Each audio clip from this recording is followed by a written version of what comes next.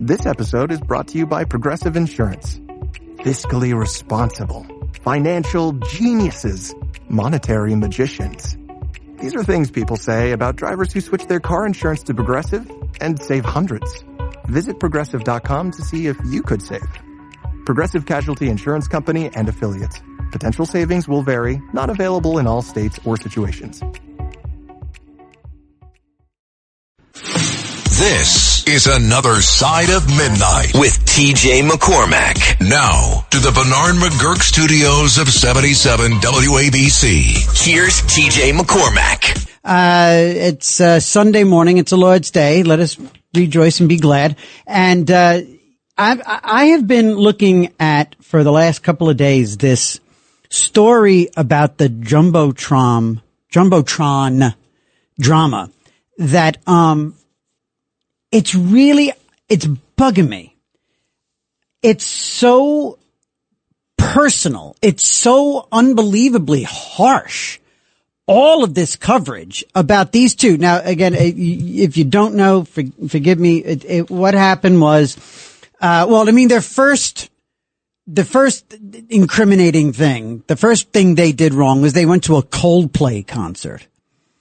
Coldplay. I hate to be trite, but oh my God, Coldplay. Chris Martin and his parachute pants and love beads and his stuff and his little curly mop of hair, and just the fact that he would, the co-parent with, what's her name? She's actually in page 6. What's her name? For crying out loud, the ex-wife. Yuck. Gwyneth. There she is, Gwyneth. I mean, there's just so many dots of wrongness to connect. Gwyneth, Chris Martin, Coldplay music, parachute pants. It's just, anyway, so this couple, this married dude and this, I think, married woman were at a Coldplay concert up in Massachusetts Wednesday night, and they did the kiss cam thing that they do at the hockey games and the football games. I mean, they did the kiss cam thing, and which is so original. Coldplay, so original. And they were in an embrace. He's standing behind her in sort of the alpha male hug. She's got her hands on his hands holding her, and they caught them, and they're not supposed to be together. They're married, they were cheating and all that. And so ever since then, and Chris, and he says, Chris Martin goes, "Oh, what?" When he saw the Jumbotron and everybody's watching it, and they quickly unclasped. And they let go of each other, and she looks mortified and he looks freaked out. And Chris says, he says either they're having an affair or they're just very shy. Oh, blank. I hope I didn't do something bad. Says the divorced Chris Martin. But it's ever since then, this thing has been front and center, and I feel awful for them. I mean, it's like they cheated because, and sure, you're not supposed to. And yes, there's a corporate thing here because, okay, the guy quit today. He quit yesterday. He quit. He left. His name is, his name is Andy Byron. And he's the CEO of Astronomer, which is like a big old tech AI firm, big company. And the woman he was with was the head of HR. Okay. So right there, they're in massive violation of, wedding vows and every single company corporate, guideline. From sea to shining sea. But they are centerfold, center page spread, a 2-page spread, page 4 and 5 of Saturday's New York Post, and it's otherwise happy photos of the soon-to-be ex-wife, I think, the current wife of Andy Byron. And they've got her name out there, and they were scouring her Facebook page, which I think is now down. But as a graduation photo of this guy and his boys and his wife. And they're going into the new home purchase of the woman in the arms. Megan Kerrigan is the soon-to-be ex-wife. And Cabot is her name. Kristen Cabot. Kristen Cabot apparently is married to some wine guy. And we know everything. And I just don't know if is it overkill? Is it all fair play? If you go to a Coldplay concert, if you go somewhere and you're cheating, is this like just totally, you get what you get what you ask for? You play with fire, you fly, F around and find out, fly too close to the sun. I mean, no, it would, all of the little phrases. Is that what this is? And too bad? Or is it too much? I mean, does the New York Post have to be sending? I mean, they've got 1, 2, at least 3, 4 reporters on this. It looks like 5 reporters on this for the New York Post. There was an incident in my hometown, and prior to coming here to 77 WABC, and 1-800-848-9222, 1-800-848-9222. Is this too much? Am I wrong? Are these two getting what they deserve? Or is this like overkill?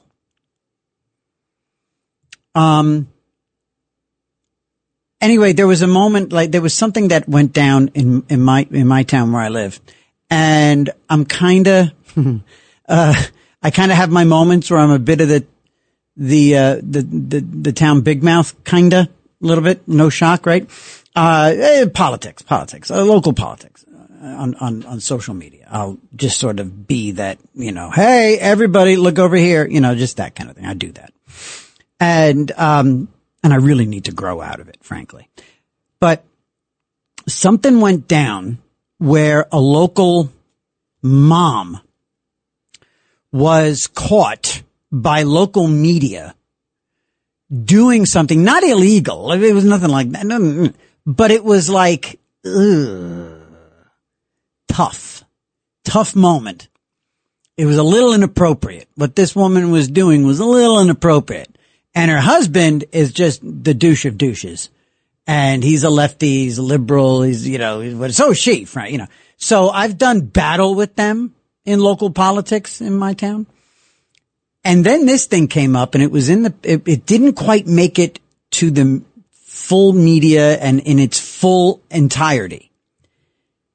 And I totally left it alone. I mean, it was beyond delicious. It was beyond salacious. Well, not beyond salacious. It was almost salacious. It was certainly inappropriate. And I could have made great hay and scored and I wouldn't. I mean, I didn't even have to contemplate. And I just moved on. And I had friends of mine saying, hey, aren't you gonna, let him have it? Aren't you gonna, poke him a little bit at least? And I said, they have kids. They have kids like in middle school. You can't do that. Now this guy, granted, okay, he's rich. He's a big time tech CEO. She's the HR. All right, I totally understand all of the reasons why they would get attention. And I know that it was wrong. All of it. It was immoral and wrong in terms of corporate behavior. But 5 reporters from the Post, full 2-page spread on a Saturday, and coverage since Thursday morning. And by the way, as of the post going to press on Saturday, the clip of the two of them had been seen on social media 50 million times. 50 million times.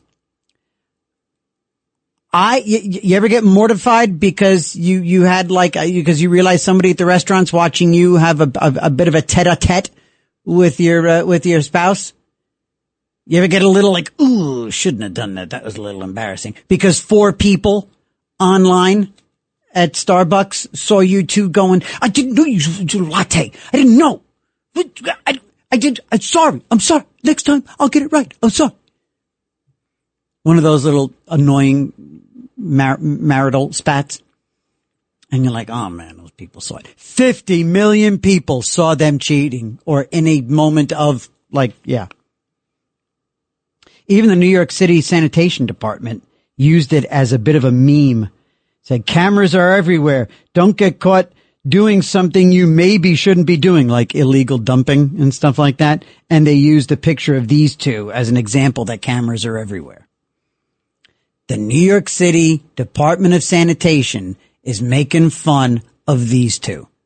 Did they earn it? 1-800-848-9222. 1-800-848-WABC. In the next hour, by the way, really excited. Been hoping to talk to Danny for some time. We're going to be speaking with Danny Sheehan. He's a very prominent lawyer. His work and his prominence go all the way back to the Carter administration. He was a young lawyer back then, and he heads up the Romero Institute. His name is Danny Sheehan, and Danny is one of the, if not the, foremost sources on the Vatican's knowledge of UFOs and UAPs and alien life in the universe. The Vatican. Okay? So, and if the Vatican is hip to stuff, who else is hip to what? So that is in the next hour. That's coming up at 3 a.m. Eastern time here on 77 WABC and WABCradio.com. So definitely looking forward to this. This is just so beyond fascinating. So so that's going to be at 3 a.m. So yeah, friends, I'm just wondering again, maybe I'm over like sensitive for these two, or I'm not as maybe I'm not as offended as I should be, or outraged rather. Maybe I should be more outraged by these two and their behavior, and maybe the corporate side of it. Tell you what, we should all be furious about. And this little thing just sort of slipped into the bottom of page 8. And boy, oh boy, timing. As Steve Martin said, timing. You and me, and all of us who live in New York, New Jersey friends and Connecticut friends and all y'all around the globe don't have to worry about this. But all of us here in New York, ain't it fancy that we're going to be kicking in to help Andrew Cuomo pay just about $500,000 to settle a sexual harassment lawsuit. Okay. Are we there yet? This guy has got all the gall. This guy is something else. So New York taxpayers, again, from the New York Post, New York taxpayers will shell out nearly $500,000 to another accuser of former Governor Andrew Cuomo. She settled her lawsuit on Friday, 2 days ago. Brittany Comiso, Cuomo's executive assistant. Boy, this guy really loves to just follow in Bill Clinton's shoes, doesn't he? Next time you see a photo of Andrew and Bill and Hillary on a stage. This is another Democrat that the Democrats have got to finally part ways with if they ever want any credibility at all on the issue of women's rights, girls' rights, harassment, sexual anything, Me Too, hashtag blah. This guy is a pig. This guy is a thug. This guy, you can see it. So she was his executive assistant for 2 years, from 2019 to 2021. And the state will pay for $450,000. That's the same figure that another accuser got. Her name was Charlotte Bennett. So that's basically, so $450,000. Okay, so $1 million right there.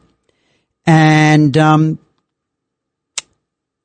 so she alleged that Cuomo subjected her to, quote, humiliating and demeaning tasks. Ooh, that's nasty. Humiliating and demeaning tasks. What is that? What is a humiliating task in an office, in the office of the governor? What kind of task? That sounds so medieval. Sounds so Game of Thrones, right? If you have a daughter, you gotta be furious, right? This guy, Andrew Cuomo should already just be anybody with a daughter.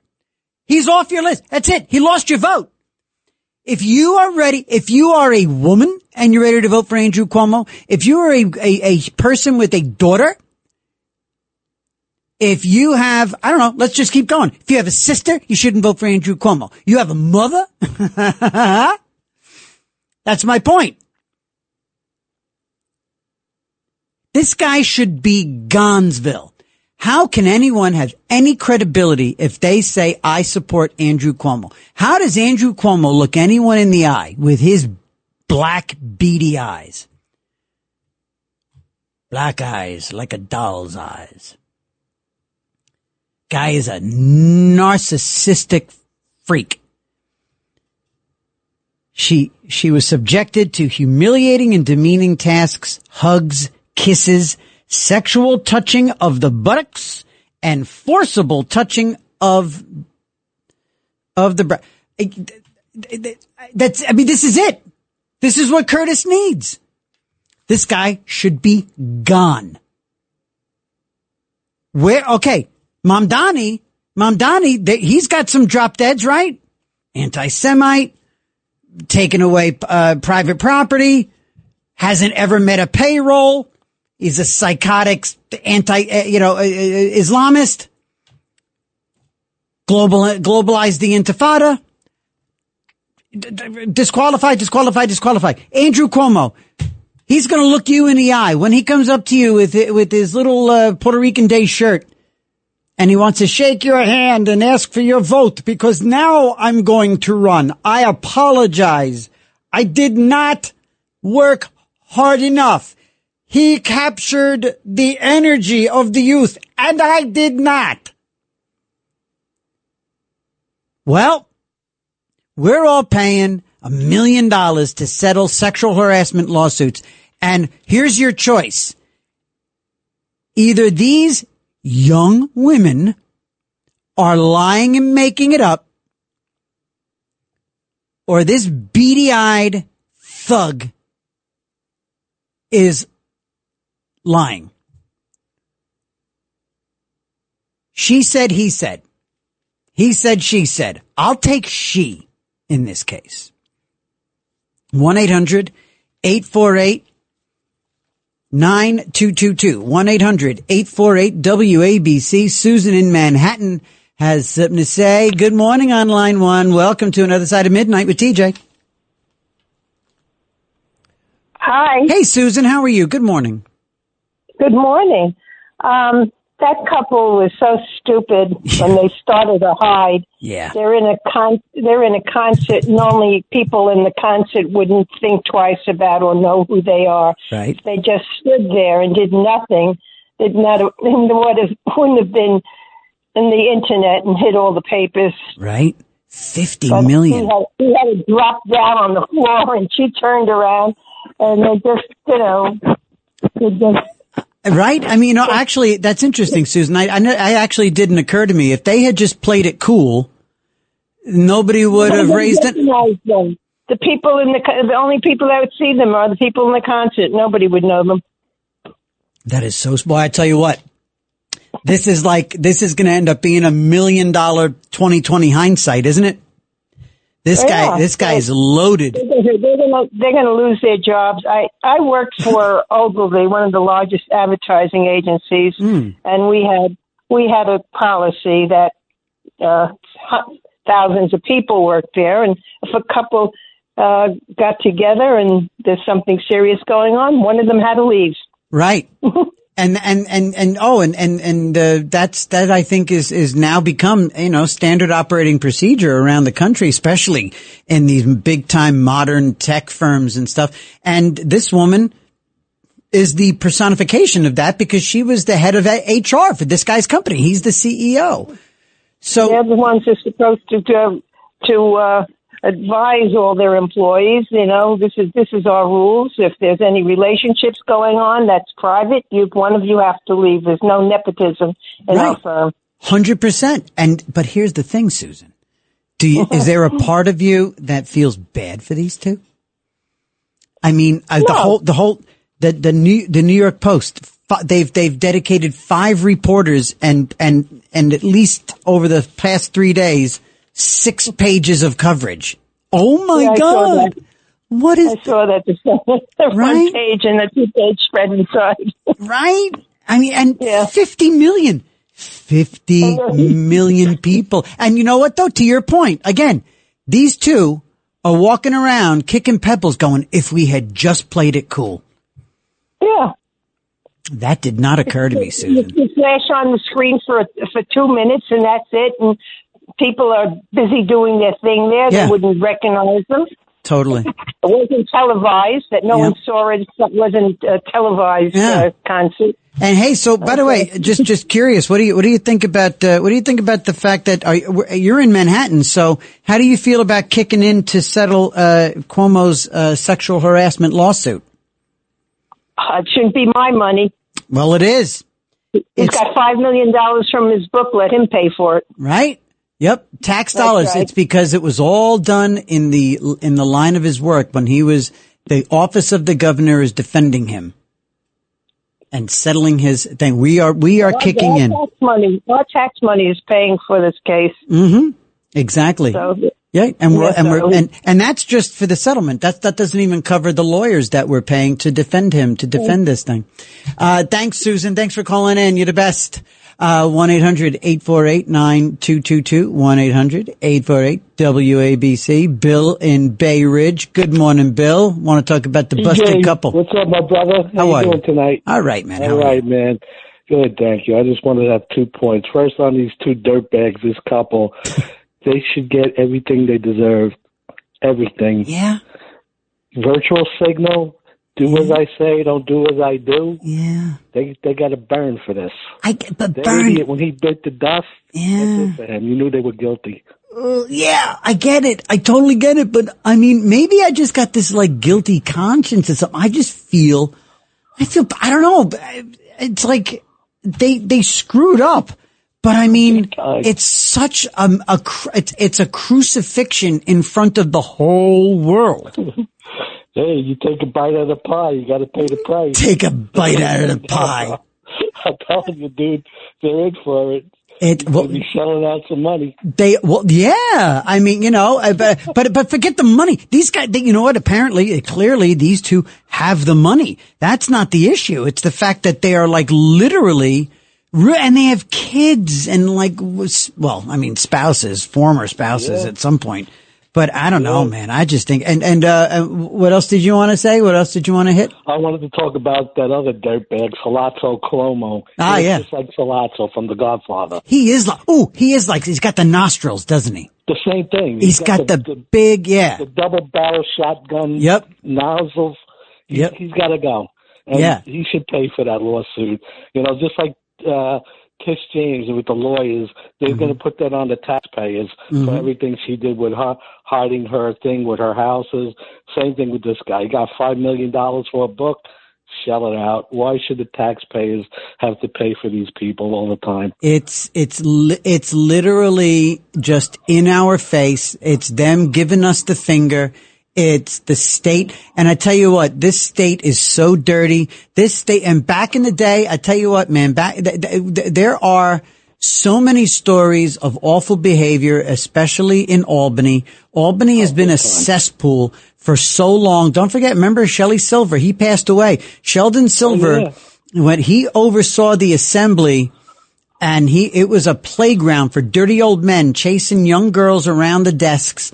And Andrew Cuomo never called for Sheldon Silver to resign. Never ever called on him to resign. And in fact, one of your sitting New York State senators, her name is Shelley Mayer, she was counsel to the assembly at the time. This woman, New York City senator, New York State senator, she approved, it's my understanding that she approved the hush money to be paid previously way back in the day. And, she did. That's my understanding. I mean, that's what I've been told. You're right on the money with that. Same thing with the governor, with the prostitutes and all that going on. And they've been dirty, corrupt. Yep. As the day is long, and it's time that they should have to pay the price. Go to jail, pay for what you did.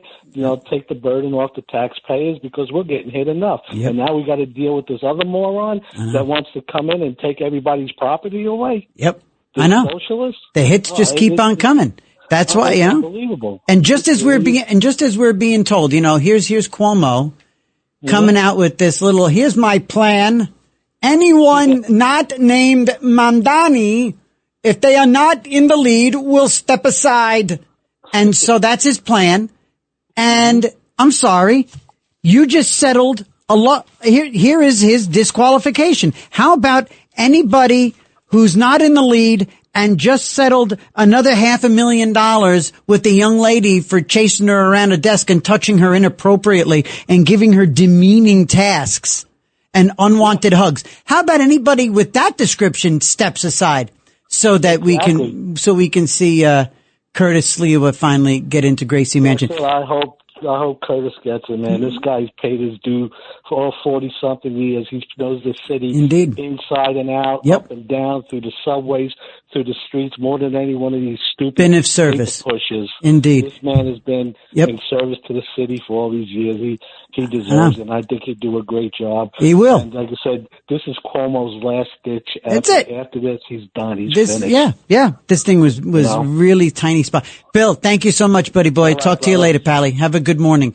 And all right, it's 2:30. Jim, we see you there. We're going to take a quick break here, bottom of the hour. And when we come back, we'll talk to Jim and you. 1-800-848-9222. You're paying for Andrew Cuomo to settle a sexual harassment lawsuit. Young girl named Brittany.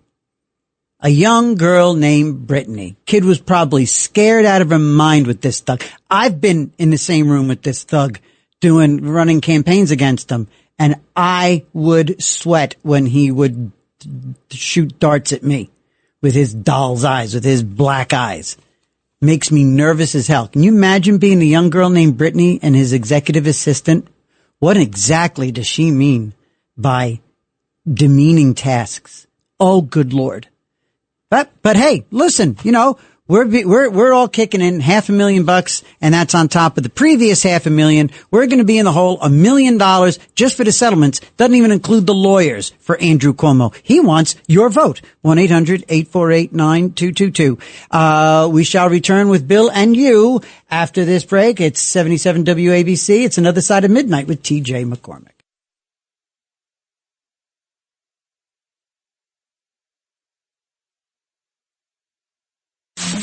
It's Another Side of Midnight. Political humorist TJ McCormick. Now, to the Bernard McGurk studios of 77 WABC. Here's TJ McCormack. So let's see what's in the news. What's in the news today? Welcome to Another Side of Midnight here in the 70s. Let's see. Well, the Nixon administration is facing some further scrutiny. It seemed that there was a little bit of a break-in at a hotel in, I think it was Washington, D.C. I don't know, we're going to hear more about that in the next few days. Nixon says he didn't do anything wrong. He said he's not a crook, but I don't know. Anyway, sorry. Let's see. It is 2:39. Good morning. My name is TJ. This is Another Side of Midnight. Because people have got to know whether or not their president's a crook. Yeah. Well, I'm not a crook. Oh, are you not? Okay. Thank you very much. Thank you, Bill. Boy, I tell you what, you guys are just producing the daylights out of this, and we haven't even hit our stride yet. It's 2:39. It's not even, normally we get this good at like 2:42, 2:43 in the morning. It's 2:39 and we're hitting it. So we are here on, Another Side of Midnight talking about a couple of, I think this is kind of like, that Peter Griffin thing. This is what grinds my gears. I think I'm kind of hitting on some stuff that's irritating in the news the last few days. We're talking about that Jumbotron couple. You know, it's funny. I just pulled out the Friday New York Post and it was Dumbotron. That was the headline on the front page of the New York Post. These people in a frame by frame of them being discovered. Happy smiling. Oh my God, that's us. Look the other way, duck. And they called it Dumbotron on the front page of the New York Post. And again, I'm saying that's too much. I'm supposed to be, Mr. Make fun of people. This is tough for me. This one really bugs me. So we're talking about the Dumbotron people and I think it's too much. So far, I've been outvoted. Everybody's like, nope, they get what they deserve. We're a tough crowd here on Another Side of Midnight. Tough crowd. And then, we're all in agreement on Cuomo. And again, if this is not the drop dead for Andrew Cuomo, if you're just catching up, we are all, every New York taxpayer is kicking in to pay for another $500,000. Some to the accuser and some to her lawyers, but altogether $500,000, and that's on top of a previously settled suit for another $500,000. And none of this even touches the lawyers' fees for the governor's office, who are defending Mr. Nice Guy. So that's irritating as hell. Now, the good news last week, the good news was the Senate okaying the rescinding of $1 billion plus in funding for PBS and NPR. Did you hear what now? There was, what was it? Was it Murkowski? A couple of the usual GOP contrarians were saying that the reason they're not going to cut is because they represent rural areas.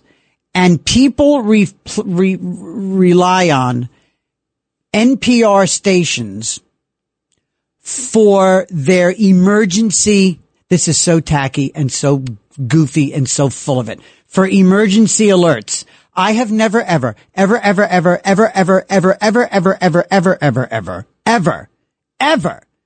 said, is that storm coming? Check NPR. Because every time you tune into NPR, it's, and so when you tap the maple, you want to make sure that you've had enough of a cold streak, because that's how you get the sap. The sap won't start running until, okay?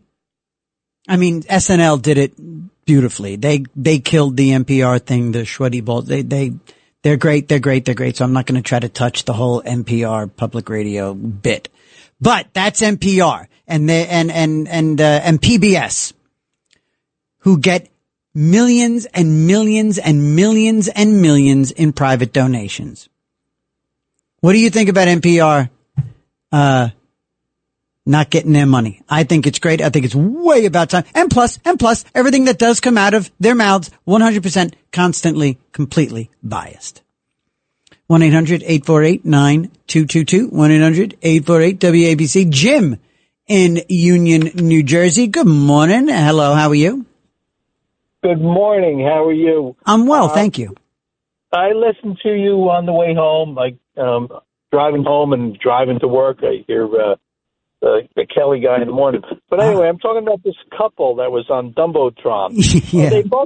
Are they both married? I don't know the particulars. Yes. They're both married? Yeah, he's married. She's, at first we heard she was divorced, like recently divorced, but then it came up that she recently bought a house with her husband. So, I mean, yeah, they're, yeah. But everybody doesn't know the particulars. Maybe they're both in lousy marriages and the lust sets in. I don't know how old they are. They're young. They're like 50 and they're like, 50s. They both look like they're in very good health and great shape. And, they're wealthy. They're wealthy 50-year-olds. So they probably have personal trainers and, he's a tech executive. He's got loads of dough or soon to have a little less. So what happens, everybody jumps to conclude, what happens if they both get divorced and they're in love and they get married? Does it change the story? Look, maybe, right? They got caught fooling around on their spouses. Yeah. Who knows? Maybe the spouses know they fool around. Hey, look, it's a big, crazy world, right? It's a big, crazy world with all kinds of marriages and all kinds of social mores and standards. But love and marriage. Yeah. Go together like a horse and carriage. So Jimmy, it's like, so are you kind of with me? I mean, you seem to be coming at it from like, look, we don't know what's going on to making a big deal. I'm thinking this is like just a total persecution in the public square for these two. Well, yeah, it's the press over, I like to have a job. The guys making the headlines on the Post, they got to get a raise, front page and back page. They sell newspapers. That's what they do. Dumbotron is brilliant. I mean, they're good, man. I mean, look, these are the people that gave us, headless body in Topless nightclub. So I mean, that's, that's I think the single greatest headline in the history of ever. But yeah, I mean, it just is what it is. I can't help but I just feel bad for these people. I don't know. But, there you go, man. Thanks for being a part of the show there, Jim. It's testosterone. It'll get you in trouble, Well, she had some, some of her own, estrogen flowing. And, look, he's a good looking guy. He looks like he's kind of a mix between, Gavin Newsom. And you know what? If Gavin Newsom and Sean Duffy, their transportation, if they had a 6'2" kid, this would be him. He looks like those two. Yeah. Well, how many? These people are, whatever. Jumbotron CEO, HR. How many office romances are there? There's millions of them. Millions of them. There's millions of them. I know. And only these two get crucified because, well, you know what? Again, their first mistake was going to a Coldplay concert. Just and snuggling up to each other. Yeah, snuggling. Well, what are you going to do? What are you going to do? We're going to defend them. That's what I'm going to do. Anyway, buddy. They'll be fine. They'll be fine. They'll be rich. Nice, all right. Nice talking to you. Yes, thank you. Thank you for calling. All right, there goes Jim. It's 2:48 here on another Saturday Midnight with TJ McCormick, 77 WABC. You are more than welcome to join at 3 a.m. in just a few minutes. We're going to be joined by one of the most fascinating conversations that I've been waiting to have ever since took over this show. Danny Sheehan, a lawyer with the Romero Institute. This guy is the foremost resource on the planet for everything that the Vatican knows about UFOs, UAPs, alien life. This guy knows it, and I cannot wait to talk. We're going to talk to Danny Sheehan at the top of the hour. And Mike's on the line, so when we come back, we'll talk to Mike, 1-800-848-9222. We can talk to you, too, as well. And we shall be back right here on 77 WABC. Ryan Reynolds here from Mint Mobile. With the price of just about everything going up, we thought we'd bring our prices down. So to help us, we brought in a reverse auctioneer, which is apparently a thing. Mint Mobile Unlimited Premium Wireless. How to get 30, 30, how to get 30, how to get 20, 20, 20, how to get 20, 20, how to get 15, 15, 15, 15, just $15 a month? Sold! Give it a try at mintmobile.com/switch. Upfront payment of $45 for 3-month plan, equivalent to $15 per month required. New customer offer for first 3 months only. Speed slow after 35 gigabytes if network's busy. Taxes and fees extra. See mintmobile.com. Gatorade is the #1 proven electrolyte blend designed to hydrate better than water. So you can lose more sweat and raise your game. Gatorade, is it in you? My cat Freddie loves to be brushed and cuddled. But stirring up his cat allergens meant sneezing and itchy eyes. Then I found Purina One Live Clear. It's cat food that reduced the major allergen and my suffering in as little as 21 days. Now, we feel closer than ever. If you have issues with cat allergens, you really need to try Purina One Live Clear. Try new Purina One Live Clear today. Purina One, a difference from day one. This episode is sponsored by Friskies, who would like to tell your cats hi. Now, if that didn't get your cat's attention, there is one thing that always does the trick. Just pour some Friskies crunchy food in the bowl and you'll hear those paws come running. Works every time. With so many Friskies choices, you can always bring your cats running from their secret napping spots.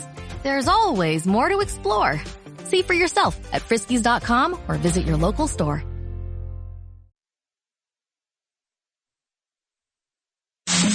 It's Another Side of Midnight. Political humorist TJ McCormick. Now, to the Bernard McGurk studios of 77 WABC. Here's TJ McCormack. Your cheating heart will make you weep. You cry and cry and try to sleep. Now, we all know that people gonna be people. And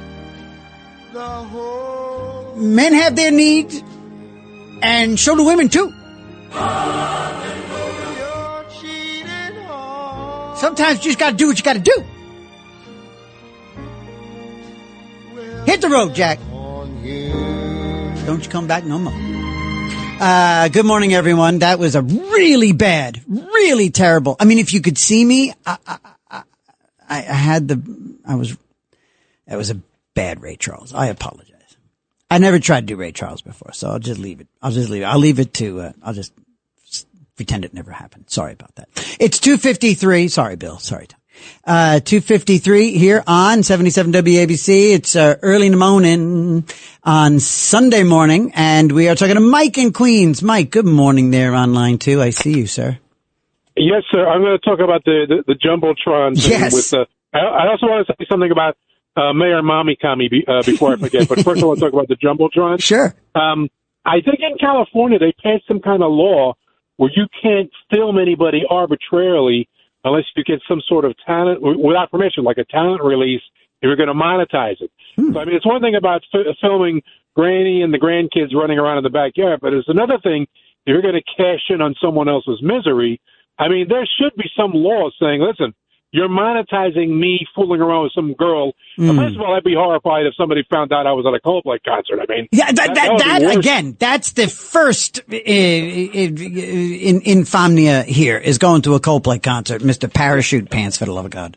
And the way he sketches on you ever see him playing the piano? He sketches on the bench. It looks like he's got ants in his pants. I know. He just scooches. Yeah, I know. Yeah. Let me just jump into Mayor Mamdani real sure. quick.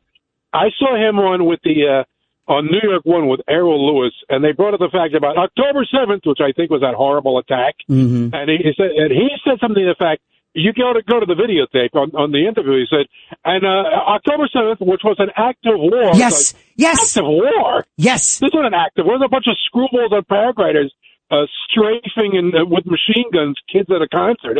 So he's still on board with how horrible it is with the Palestinians, and the act of war was on October 7th. So he, as much as he wants to play, Mr. Wonderful, Obama Jr., he's not. I mean, eventually the veneer is going to scrape off this clown, and hopefully it can't come quick enough, because this guy is just, hopefully he maxed out with his people that voted for him that last time. And the other thing was it was 100 degrees on that last day. And that makes a big difference. A lot of those Cuomo voters stayed home. I tell you what, Mike, you just you absolutely, I was driving somewhere, might have been yesterday, when I heard that clip for the very first time, and I'm not sure where it was. I don't know where or when or how, but oh my goodness gracious, when he said, I jumped out of my seat going, oh my God, he referred to October 7th as an act of war. Absolutely. I know. He gets away with it. Mike, thanks for calling, buddy boy. I appreciate it. Thank you, buddy. Have a great Sunday. Maureen on Dickens. Hello. Good morning. Hello. Okay. Hi there. How are you today? I'm good. How are you? I'm well. Thank you. Good. Ooh, do me a favor. Pick up the phone. I think if you're on a speaker, are you able to pick it up? Yeah, is that better? Yeah, it's better. Yes. Sorry about that. That's okay. Yeah. I want to talk about the people on the Dumbo. Yeah. Go ahead. But I agree with you. I think they're getting crucified, and it's I feel bad for the kids. They show kids in those pictures, and I feel really bad for the children. They're not responsible for what their parents have done. And I just, they're probably getting humiliated at school and called all kinds of names. And it's just, I don't know. They're making such a big deal out of it. It's cheap and it's tacky. And look, I mean, the wife of we have photos of his wife with the kids, the graduation photo. And they blur out the boys' faces, as they should, but there she is.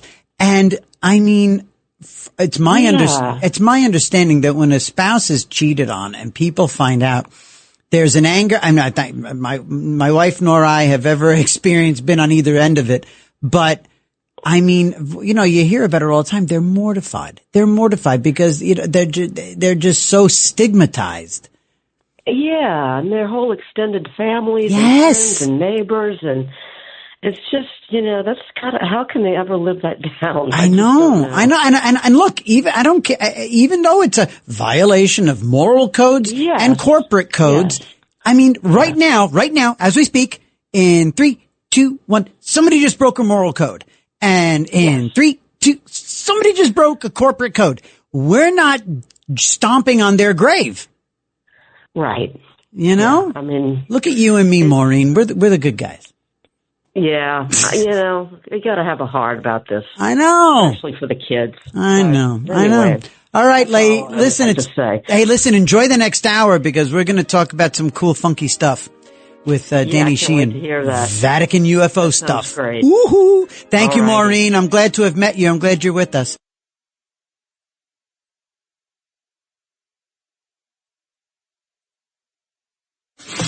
This is Another Side of Midnight with TJ McCormack. Now to the Bernard McGurk studios of 77 WABC. Here's TJ McCormack. And we are coming at you from the corner of 49th and 3rd right here in Midtown Manhattan on a Sunday morning. And I am grateful for everyone being here. We cover a lot of different ground. We do the politics and we do the I love the sobriety hour. I love when we talk about recovery, gang. I love that on a Saturday morning. Here on a Sunday morning, though, we take a really cool turn, this hour with, a guest that I've been, we played a little bit of phone tag back and forth, crazy schedules and time differences and all that stuff. And finally, at long last, and I'm so grateful that Danny was able to join us. This morning we are joined by Danny Sheehan. He's a prominent lawyer. especially known for his work on public interest cases. And he has made some splashes based on his involvement in the UFO disclosure movement, specifically about the Vatican's potential knowledge regarding this sort of phenomena. Danny is with the heads up the Romero Institute, and he joins us now. Good morning, Danny Sheehan. I am grateful you are here, sir. Good morning, TJ. Good morning, New York. Yes, and the whole wide world, and we're all together now. Again, Danny. You are in a very, very small group of not just experts, but people who are aware of this sort of. Would it be accurate to say that this looking at and investigating and understanding the Vatican's role in the UFO UAP phenomena realm is a niche aspect of the larger sort of scene? Does that make sense? Yeah. Well, yeah, but I was for 20 years. I was the general counsel for the Disclosure Project, the General Disclosure Project with Dr. Stephen Greer. Right. I represent Luis Elizondo, who was the director of the top secret program inside the Pentagon, investigating UFOs. I was part of the investigation by President Jimmy Carter back in 1977. So it's been a lot broader than just the Vatican. A lot of people are concerned about it because I was at Jesuit headquarters. I was general counsel of the United States Jesuit headquarters in Washington, D.C., in their social ministry office when I was first contacted professionally to conduct this investigation. And so that a lot of people are remember that, and they remember it from that focus with regard to the attempt to get the Vatican to open up their files, their archives on the UFO issue. So and so it was that broader perspective and your presence on that larger within that larger scope on all of this and your subsequent connection with the Jesuits and everything that sort of brought you in on this. And so we'll start there back in that era. Given your involvement with Carter's request, what was the official or the unofficial response you received at the outset?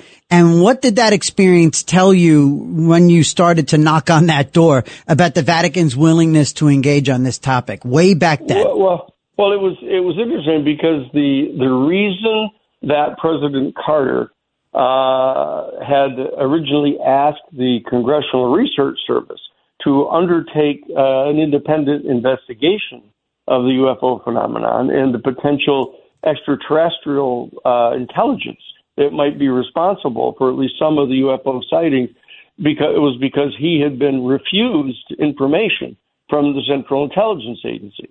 That's what started the whole thing. When he was elected in November 4th of 1976, and by the 19th of November of 1976, he had insisted that the CIA director come down from Washington to Plains, Georgia, to brief him on the UFO issue. And I'm sorry, I'm just going to jump in real quick, and I'm so sorry, but so was that just something?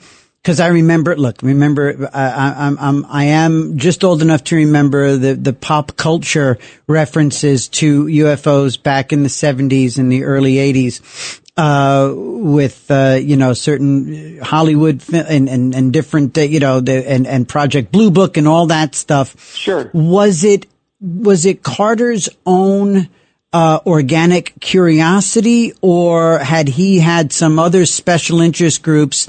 Was this a platform like Trump? Was this a platform of his campaign? Because I don't remember. No. He had seen a UFO. This is a personal thing. So this was a personal thing. He said, now I'm going to be president. Let's get the CIA down here because I want to know what's going on. That's right, because he had seen a UFO when he was governor of Georgia.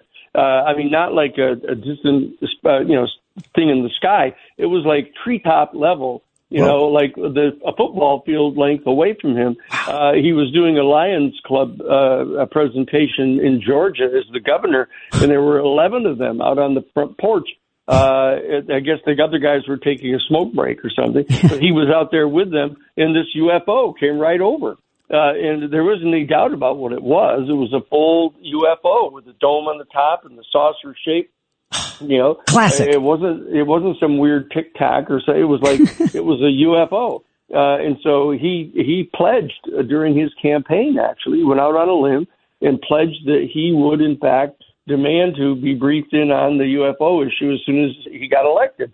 And so once he was elected, it was one of the first things he did was sent for the CIA director to come to Plains, Georgia, to brief him on it because he knew that they were real because he'd seen it, And so, but it turns out that the CIA director at that time was George H.W. Bush, right? Who had been appointed by Gerald Ford after Richard Nixon was forced to resign, and Ford came on. And the church committee hearings began in the United States Congress because it had come as a result of the Watergate break-in, and so that Nixon was forced to resign. But when the Congress realized that 4 of the people that were involved in the Watergate break-in were CIA people, and so that they began a major investigation of the CIA, which led to the church committee. And that because that church committee was bearing down on the CIA, what happened is Gerald Ford appointed George H.W. Bush to become the new director of the CIA. So he was on board when President Carter was elected. And so when he sent for the director of the CIA to brief him on the UFO issue, it was George H.W. Bush. And he flat out refused to brief him, saying that as the president, Carter had no need to know what that information was. And so President Carter, contacted the Democratic head of the House of Representatives Science and Technology Committee and asked him to task the Congressional Research Service, which is this major group that is on call for the Congress to do investigations and dig up particular information. And so he said he wanted to know what documentation our United States government had in hand about the UFO issue and any potential extraterrestrial civilization. And that's what started it. And so that when they assigned that to the Congressional Research Service, the Science and Technology Division of the Congressional Research Service was headed up by Dr. Marcia Smith. Mm-hmm. And she called me and asked if I would meet with her. And she asked me, as general counsel at the U.S. Jesuit headquarters, in charge of their public policy office, whether I would reach out to the Vatican and see if we could get, as Jesuit headquarters, could get access to whatever information the archives had in Rome and share it with the president. And now forgive me. That's what I did. So forgive me, Danny. And we're talking to Danny Sheehan, co-founder of the Romero Institute, a foremost, if not the only expert, out there in what the Vatican, has known. And when did they start to know it about UFOs, UAPs, alien life in the universe, here on Another Side of Midnight on 77 WABC. Danny, and this is, forgive me if I missed this dot to connect, but at what point was this, at what point did the Vatican come up? Like, when this was when the congressional investigative body got a hold of things. Was it something that they had turned over a stone and said, whoa, it looks like the Vatican had came up, had some information. How did they connect the dots? And I'm guessing that's what happened.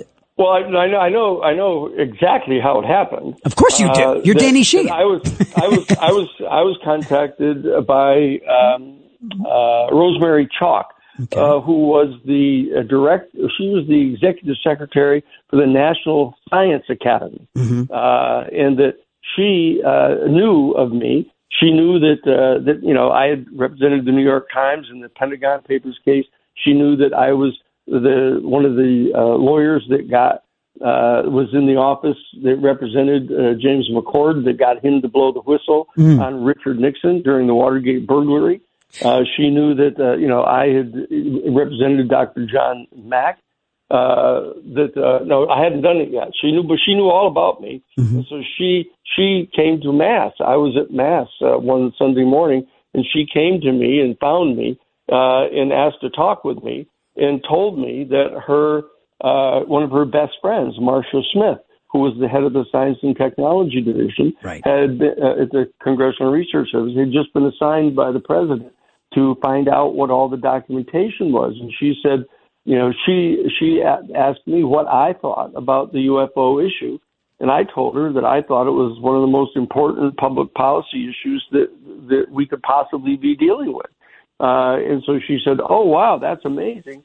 Let me have Marcia Smith contact you." Right. And that's what happened. So Marcia contacted me, and we began talking about this, and the lights came on for her, and she said, holy mackerel, maybe the Vatican is, it was the major repository of history, for over 1,000 years, and after the library at Alexandria had gotten burnt, it was one of the main repositories of recorded history. Mm. And so she wanted to see whether, in light of the fact that I was general counsel at the U.S. Jesuit headquarters in charge of their public policy stuff, that I might have the juice to be able to get the Vatican to cough it up, or at least let me see it. Yeah, or at least a couple of phone numbers, a couple of contacts. Yeah, and so that's how that. And it was very interesting because I contacted my superior. I was a candidate for the Jesuit priesthood at the time, and after having graduated from Harvard College and studied American foreign policy under Henry Kissinger, and and had graduated from Harvard Law School, was the founder of the Harvard Civil Rights Law Review, and studied under Larry Tribe, and all the top people in the world, actually. And so I ended up at Jesuit headquarters, the leading major religious order of the entire Catholic Church. Mm-hmm. And so she thought that I might have the proper juice to be able to get at the information in the Vatican archives. And so she asked if I would do it. Very importantly, my superior authorized it. We checked with the assistant provincials in all 10 provinces of the United States. They cleared me doing it.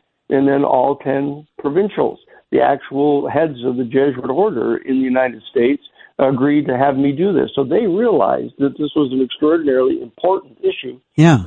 And so when I contacted the Vatican, asked them to get at this, I explained to them in the letter what we wanted to do, and they said no, that I wouldn't be allowed to see it.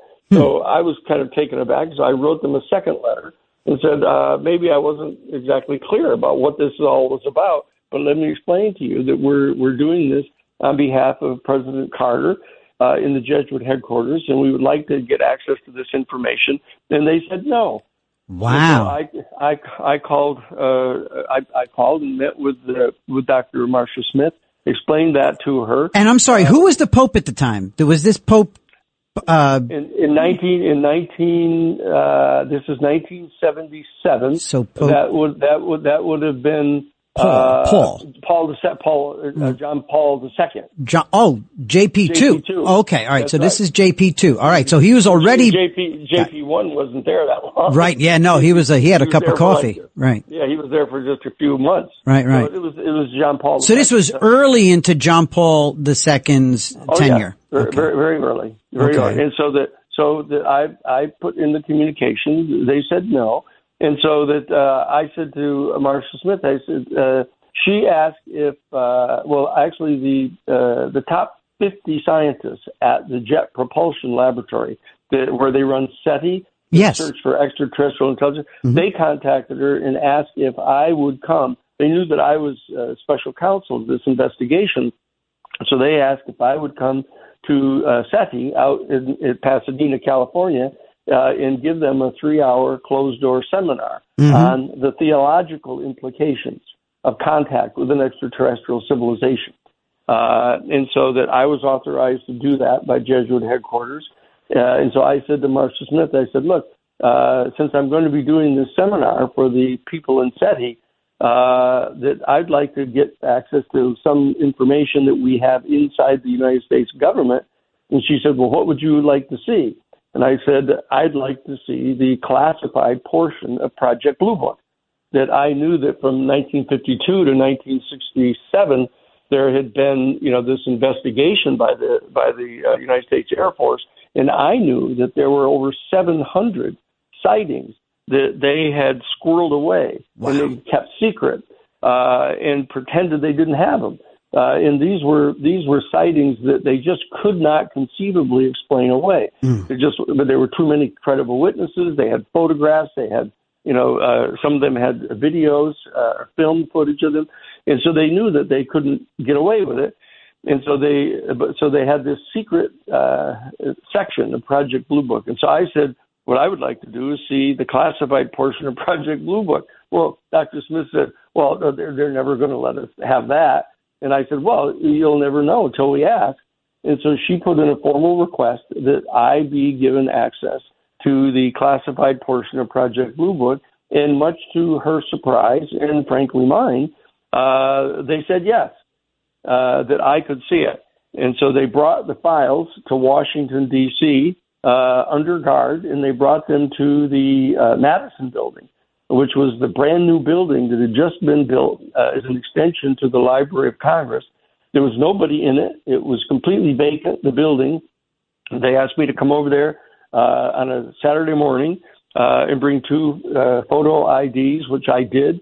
I went over to the building, and I got access to the classified portions of Project Blue Book and saw photographs in the files of a UFO recovery operation that was going on the part of our United States Air Force, a crashed UFO, and they were taking photographs of it and video or movie camera pictures of it. Yeah. And so that's how I knew that it was true. And so I came back to Jesuit headquarters and met with Father Bill Davis, who was my Jesuit superior. I briefed them on what was going on, and we made a motion to the National Council of Churches from the Jesuit headquarters over to the Washington Interreligious Staff Council, asking to have a special task force assembled in 1977 of the major religious denominations to get out ahead of this, so that we could start trying to figure out the theological implications. All religious denominations. This was all 54. Right. All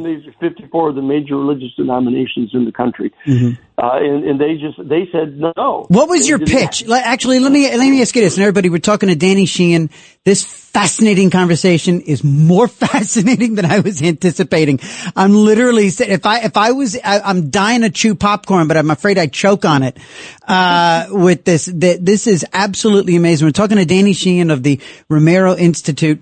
He is telling us his involvement for decades now in the pursuit of what it is that of the knowledge of that the Vatican has had for all these centuries, possibly, about alien life forms throughout the universe, UFOs and UAPs. Here on Another Side of Midnight with TJ McCormick on 77 WABC. What was your pitch to all of these? How do you broach this subject to all of these denominations and all of these religions? I mean, especially because it's sort of a narrow focus. You're just going into the Vatican. I mean, I would imagine that a number of these dozens of denominations have their own opinions, not all of them glowing, of the papacy, the Vatican, Catholicism. I mean, what was your pitch? Well, the Jesuit headquarters had helped establish the Washington Interreligious Staff Council. Okay. When I arrived in 1975, they didn't have any such thing. There were 54 different religious denominations in the country that had Washington, D.C. offices that would monitor legislation that was going on, et cetera. And so I went to see Bob Drinan, Father Drinan, who was a Jesuit priest from Brookland, just outside of Boston. He was the chair of the House Judiciary Committee. And so I went and met with him and said, what's the story here? Why is it we don't have a coalition of all of the Jewish and Christian and Muslim? Why don't we have a task force that meets the heads of the offices meet at least regularly in Washington to discuss different legislation and different public policies. And he said, well, mainly people are afraid of the Catholic Church because it was the official religion of Rome, and coerced the crap out of people for hundreds of years. And so that they were leery about this. And so I said, well, let's hope we can help them get over that.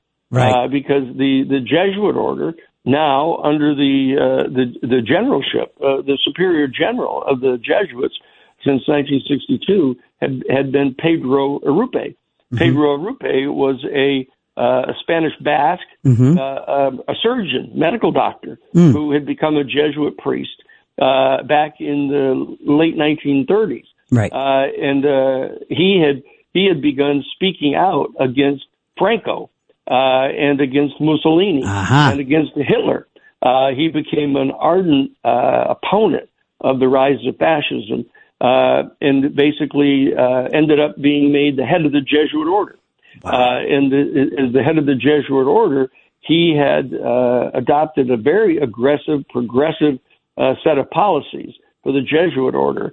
And since we're the largest single order in the entire Catholic Church, and the Catholic Church is the largest single religious denomination in all of Western civilization, it was a pretty important position, and so that we had a certain amount of authority in Washington. And so when we recommended that we establish this Washington Interreligious Staff Council with 54 different members who were the heads of the Washington offices, they agreed to do it.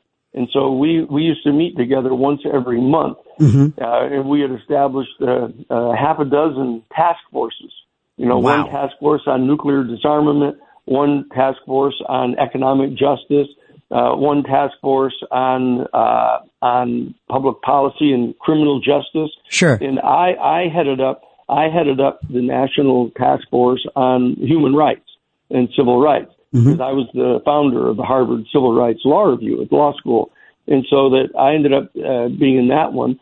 And so we were fairly prominent in that entire organization. So when we came to them and I told them what had happened, that I'd been contacted and given access to the classified portions of Project Blue Book. I had seen the craft. I knew positively that they were real, and that we had better, get our big boy pants on here as a religious denomination and start coming to grips with this and get out ahead of it. Well, they were not prepared to do that at the time. But I when I met with Father Bill Davis at the Jesuit headquarters, he showed me a photograph that he had of a UFO. Actually, his own personal. That's right. Yeah, his sister had given it to him, and because she'd gotten it from her husband, Mike, who was the chief air traffic controller at the Seattle airport in Washington State. And his best friend had taken a photograph out the window of his airplane and of the UFO right in flight and didn't want to get in trouble. And so he brought it to his best friend, who was the head of the air traffic controllers, and said, here, I'm not going to report this because I don't want to lose my pilot license. And you know what? And you know what, by the way, just to back up a little bit, you mentioned George Bush at the time was the head of the CIA who had denied the president. It's interesting that the president took no for an answer, that Carter took no for an answer when he asked George H.W. Bush for some information. But George H.W. Bush, he was a pilot in World War II. You got to imagine that aside from, but way before he ever got involved with the CIA, he probably knew loads and loads about UAPs and UFOs based on his time in the air as a pilot. Well, he didn't spend that much time in the air. No. He was or at least in that realm, at least in that universe. So, you know what? Listen, it's the bottom of the hour. I got to take a quick break here at the bottom of the hour. We're talking to Danny Sheehan. We're talking about the Vatican's on. Now we're going to get in. When we come back after this quick break, we're going to now get into it. I want to get to where the rubber hits the road and what it was. First of all, when we come back, I'd love for you to tell me, when you finally did get access to the Vatican's archives, I want to hear about the first moment, even with the guy with all of your background, all of your knowledge, all of your credibility, your gravitas, your all the places and people that you had been with and served and studied. There had to be a moment when you gulped deeply and took a deep breath before you went into this truly vast, mysterious archive. And then I want you to tell us, what did you start to learn and when did you start to learn it? We're talking to Danny Sheehan of the Romero Institute, talking about the Vatican's knowledge of alien life forms throughout the universe and UFOs here on Another Side of Midnight with TJ McCormick on 77 WABC. It's Another Side of Midnight, 77 WABC.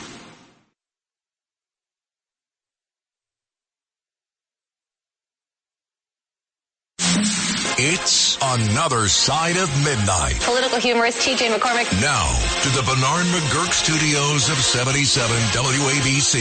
Here's TJ McCormick. I am so grateful to be joined by Danny Sheehan, who is telling us this incredible story about his search for answers from the Vatican, his access decades ago to the Vatican's extensive historical archives about their knowledge of UFOs, UAPs, alien life throughout the universe, all on behalf of a special investigative committee from the United States Congress. So, Danny, we're back, and I guess, as you're telling me this story, I just keep imagining that first moment when you were well respected. You had been around the world and back, even as a young guy. I mean, you were this young lawyer, just with a great background already and an incredible Rolodex, and reputation.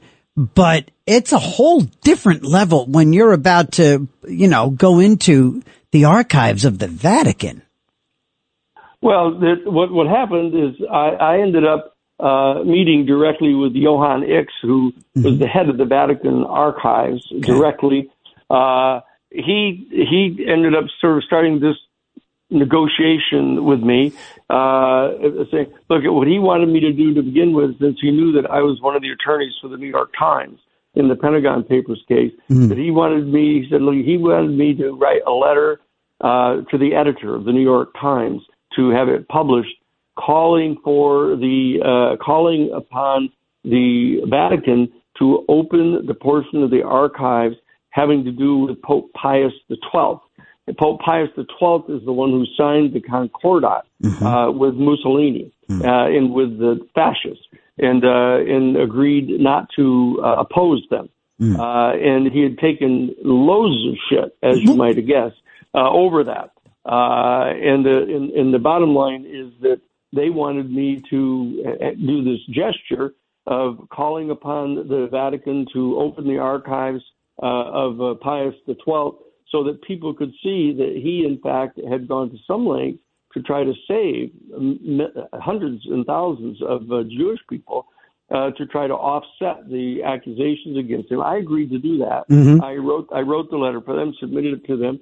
He still wouldn't agree to let me have access to the archives. I talked with Jose Gabriel Funes, who was the Jesuit priest, who was the director of the Vatican observatory. Right. And he ended up issuing a public statement, an official statement, asserting the following.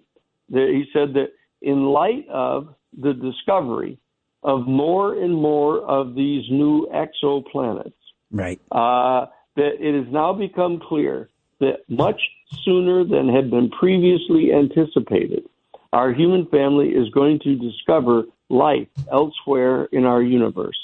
And therefore, the time has arrived for us all to begin the profoundly important discussion to discuss the profound philosophical and theological questions that are posed to our human family by the discovery of life elsewhere in the universe. Now, he issued that official public statement from the Vatican press office. And when I talked with him face to face about it, he said, look, Danny, he said, we're not talking here about the discovery merely of some single cell life form beneath some frozen sea on some distant moon, orbiting some distant star in a far-off galaxy. Right. We're talking about another highly intelligent and highly technologically developed, but distinctly non-human species right here in our Milky Way galaxy. That's what he said. Okay. Yeah. And so the bottom line is, I'd already seen the photographs, so I knew that they were real. And I ended up being reached out to by Dr. John Mack at Harvard because, I'd graduated from the college. I graduated from the law school. I'd gone to do my master's and PhD work in comparative social ethics at the Harvard Divinity School. So I was pretty well versed at Harvard University. And so John Mack contacted me because it turns out he was the person to whom the United States Defense Department was ordering high-level military officials who insisted upon getting briefed on the UFO issue. Right. Because they had seen a UFO and they had encountered UFOs and that they were trying to get them investigated. And the first thing that happened is the Defense Department ordered them to go get a psychiatric exam. Wow. That was, and we've now recovered through the Freedom of Information Act the official internal documents that show that this was an actual official policy of the United States Defense Department and the Central Intelligence Agency to try to suppress any effort on the part of any military people, demanding information about UFOs or trying to report a contact with UFOs. And so Dr. John Mack, the head of the Department of Clinical Psychiatry at Harvard Medical School, is the person to whom many of them were sent to get this psychiatric exam. Right. And Dr. Mack, after having interviewed several of these top-level people, he was astonished at the information that they had. Right. And he said, look, I ran all the tests on these people, and they were totally within the normal parameters of psychiatric health, and yet they were all insisting upon telling the story about these UFOs. And so he began to inquire about this and started interviewing citizens, regular citizens, very prominent citizens who believed that they had direct face-to-face contact with UFO occupants. And he wrote a book about it. He actually wrote a paper which he submitted to the New England Journal of Medicine about this extraordinary phenomenon. And the dean of the university, the dean of the medical school, hauled him up in front of a faculty committee and threatened to basically take away his tenure if he didn't shut up. So stop talking about this. So Danny, so while all this is going on, so while all this is happening at Harvard and within the military and with your groups and with the Vatican, so the Vatican makes this big pronunciation from the Vatican press office. Yep. What exactly were they talking about? What did you see? What did you learn? What does the Vatican have? What do they have in layman's terms? Where in there is it everything from photographs to, is there parchment? How far back does this knowledge and understanding go? When was the first time that the Vatican found itself receiving information about this sort of thing? What they've been willing to allow to me to see so far is the fact that there has been discussion. Giordano Bruno, back in the 15th century, was writing publicly about the fact that he was convinced that there was extraterrestrial beings on other planets. And it turns out there's a whole lot of writings that are in the Vatican archives that have to do with what they call with the many worlds theory. Many worlds. That's what they refer to, that there are many worlds in our galaxy where there are intelligent beings. And Giordano Bruno wrote about it. It turns out that Copernicus believed that this was true as well. and that during the trials that the Vatican undertook against these people to try to suppress them talking about this. They have records of what the writings were of these people who had recorded instances in which people had believed that they had seen a craft, or that they had developed theories based in their observation of the planets and the way they moved, etc. That there had to be these other worlds, and so that the only thing that they'd been willing to release prior to the statement, where they issued that statement, was that there were writings in the Vatican archives about the many worlds theory, and that they ended up taking the theological. It's interesting. They've insisted that the people have conversations about this. They said the time has arrived for the people themselves to start having conversations about what they believe to be the fundamental philosophical and theological questions that are posed to us. Are we actually capable of that? Are we capable of that discussion? I mean, because the discussion, if it goes to full fruition, if it goes all the way, the conversation is, if we're to believe that, if we as the faithful, or people who are friends of the faithful who believe, if we're to believe that God created life, capital L, life, singular, no explanation, no further descriptors, just that God created life, then we're going to need some guidance as to whether or not we're supposed to say, was that life on Earth? Was that this realm? Or if it was to be put to me, I'd have to start saying, well, wait a minute. I think I'd like to believe that means that God created that life, those lives, those alien lives, and all of that other in the other worlds. Would that be the biggest philosophical / theological question, is to what is God's role in all this? When we say God created life, did he create those lives? No. The biggest theological question is, what is God? Oh boy. and that's what they're afraid of going near. And let me ask you this. The reality is, go ahead. Jesuits know that God is not a white male anthropomorphic human being sitting on the throne somewhere with a scepter, judging people. Right. Okay. And we know that Jesus Christ is not the biological son of God the Father. Right. We know that God is not a male. Right. We know that, in fact, God is not a noun. Right. Not only not a person like that, but not a noun. So that the probing of this issue of what is God, what is it that is really being talked about by the mystical beings who are the source of spiritual vision on the part of our human family, what are they talking about here?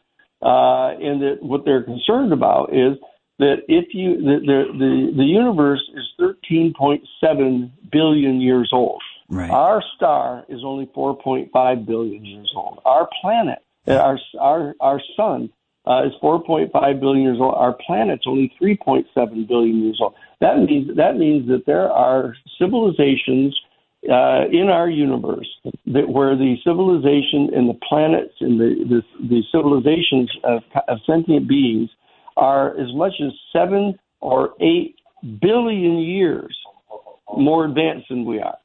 Okay, and so they've been addressing these questions of what the relationship is of consciousness, of conscious beings, what the relationship of their consciousness is to the rest of the universe, what effect their consciousness has on collapsing the wave function of alternative theories that exist as to what the next microsecond of reality is going to be in the material manifestation. These are profoundly important questions, and these are things that theologians have talked about in all of the major religions, but they don't talk about it with the average lay people. And so that what they do is you remember that the doctrines of the Catholic Church are basically over 1,000 years old. The Council of Nicaea and the Council of Trent and the other councils, they have set forth theological doctrines and dogmas that were formulated when 99.9% of all of the people in the world were totally illiterate. Right. Okay. And they couldn't read. They had no training. They had no education. Danny Sheehan, I you know what? It strikes me is we might as well, given what the profound stuff that you just laid on us about what these questions are, we might as well be illiterate. We might as well be in the dark ages, because, to be able to grasp, not because we're dumb and it's science and it's theology and it's the meeting of some of these massive fronts of intelligence and consciousness, and faith. But just our ability to handle a subject like this, we might as well be not able to read or write. I mean, I honestly, listen, I've got to take one more break here, and then we're going to come back, and I'm going to ask you to just stick around a little bit into the next hour, and then I'll let you go. We don't normally carry over into the next hour, but because I just want to wrap it up without rushing. So, everybody, Danny Sheehan is with us. It's Another Side of Midnight here on 77 WABC.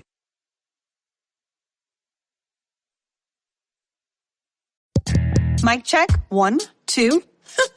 Are we recording? Hi, I'm Michelle Bernstein, an award-winning chef, restaurateur, and mom. I have a lot on my plate, including my psoriatic arthritis symptoms.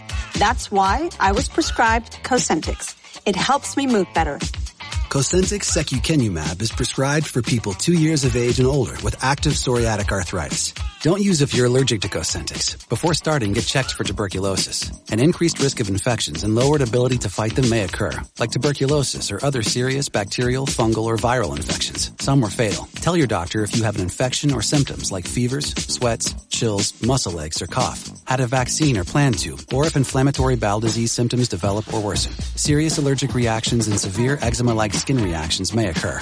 Learn more at 1-844-COSENTYX or Cosentyx.com. Ask your rheumatologist about Cosentyx. At Blinds.com, it's not just about window treatments. It's about you, your style, your space, your way. Whether you DIY or want the pros to handle it all, you'll have the confidence of knowing it's done right. From free expert design help to our 100% satisfaction guarantee, everything we do is made to fit your life and your windows. Because at Blinds.com, the only thing we treat better than windows is you. Visit Blinds.com now for up to 50% off with minimum purchase plus a professional measure at no cost. Rules and restrictions apply. Hey, I'm Mark Ronson. And I'm Ray. To celebrate 150 years of Audemars Piguet, we've teamed up to create something timeless. A tribute to legacy, rhythm, and craft, with a very special connection at its heart. A soundscape from two cities, two perspectives, and one shared vision. Introducing our brand new song, Suzanne.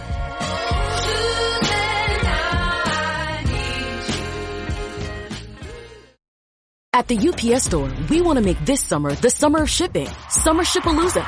So you can start crossing items off your must-ship list. Like the vintage film camera your college kid needs for class. Or the vase you told your mom you would send her ages ago. And with our pack and ship guarantee, your items arrive safe or we reimburse you. So stop by your local store today for everything you need to be unstoppable. Visit the upsstore.com/guarantee for full details. Available at participating locations. Most locations are independently owned. Product, services, pricing, and hours of operation may vary. See Center for details. The UPS Store. Be unstoppable. It's Another Side of Midnight. Political humorist TJ McCormick. Now, to the Bernard McGurk studios of 77 WABC. Here's TJ McCormick. And is there any more profound subject for a Sunday morning than something that could really, Danny Sheehan? I mean, okay, let me just pick up on the little mini theme that was developing there for a quick moment. What could this do to just, okay, let's say those conversations start happening with real, regular people. All right. Let's say the Vatican. Let's say Pope Leo. Look, Pope Leo, the 14th, His namesake, the 13th, he founded the Vatican Observatory, right? Yeah, not only that, but he founded the Lyonese conferences where they were discussing the issue of consciousness in its relationship to the material world. So are we getting there now? So do you think, so look at that. God, what don't you know? So here it is, Danny. What happens if they start having these conversations? I mean, look, I've been in PR. I've been a political communications guy. I try to talk to the masses on Saturday and Sunday mornings here. When you do that, when you broach a big subject and you roll out a narrative as something as simple as, Zoran Mamdani is not a communist. Okay. Whatever. Danny, how does the Vatican, A, roll this out? And B, what are the implications? What could happen? Could they just start losing faithful, the left and right? Is that what they're concerned about? No, that's already going on. Well, yes, good point. What the question is, that's a hell of a point. What the question is what possibility does this have of actually getting people to become interested in genuine spiritual issues? Now, let's just stop and think. Well, we've got the James Webb telescope up right now. Right. Okay. And, we had the Hubble up, and we had the Max Planck up. We've got, and what we're probing for right now is the actual exterior boundaries of our material universe. Of our universe, okay? Right. They realize it's 13.78 a billion years old. Right. And it's been expanding, not out and away from the locus of the initial Big Bang, but every single ultimately irreducible integer of matter in the entire universe that was compressed into one tiny pinhead size of our whole universe, every single one of those ultimately irreducible integers of matter repelled every other one at the instant of the Big Bang. And they've been expanding out and away from each other since that point in time. Okay, and this has been going on now for 13.7 billion years. Right? But we know that we're probing on right now is the exterior point of the expansion. Okay, so we're in the process of trying to map the exterior shape of the entire universe, which appears to be this egg-shaped, not sphere, but an egg-shaped universe. And so the question that arises is, what's on the other side? When you get to the very end of the material universe and you map its boundaries, what is outside of that? What's out there? And what it appears to be, so we can get right down to it, what appears to be the reality is that there is an infinite and totally eternal sea of completely undifferentiated consciousness. Okay, and that this absolute infinite and eternal abiding sea of undifferentiated consciousness actually enfolded into being the original discontinuity in the field of completely inchoate consciousness. And is that God? That's the moment. Is that the moment. And is that God? But it's not a noun. It's a verb. It's a verb of being. Right. It's yes. A non-transitive verb of being. Right. Okay. And so that the minute that you start naming it and start giving it a noun, you have committed the ultimate heresy. And that's why in the ancient traditions, you could not name the name of God. If you attempted to name God, you were already off by one. You've got to understand this is not a noun. And so therefore, what's happened is that this infinite and eternal sea of undifferentiated consciousness generated the initial discontinuity in the field. And the discontinuity had poles, had kind of exterior boundaries, but they're bonded together. The two antipodes of the original discontinuity were bonded together by the original gravitational attraction of energy. Danny, this is the origins of the universe. When the Vatican gives the final okay to finally start, this is going to be Father O'Flaherty is going to have a hell of a homily to tackle. That's right. When we come back, but they're going to get the people involved. That's the upshot. Stay right there. Please stay right there because I have one final question that I'm going to ask you when we come back. And then we're going to have to do this again like in about a month or so because we're leaving a lot on the table, I know. Everybody stay right there. We'll be back for a final question with Danny Sheehan after the top of the hour break. This is Another Side of Midnight with TJ McCormick on 77 WABC.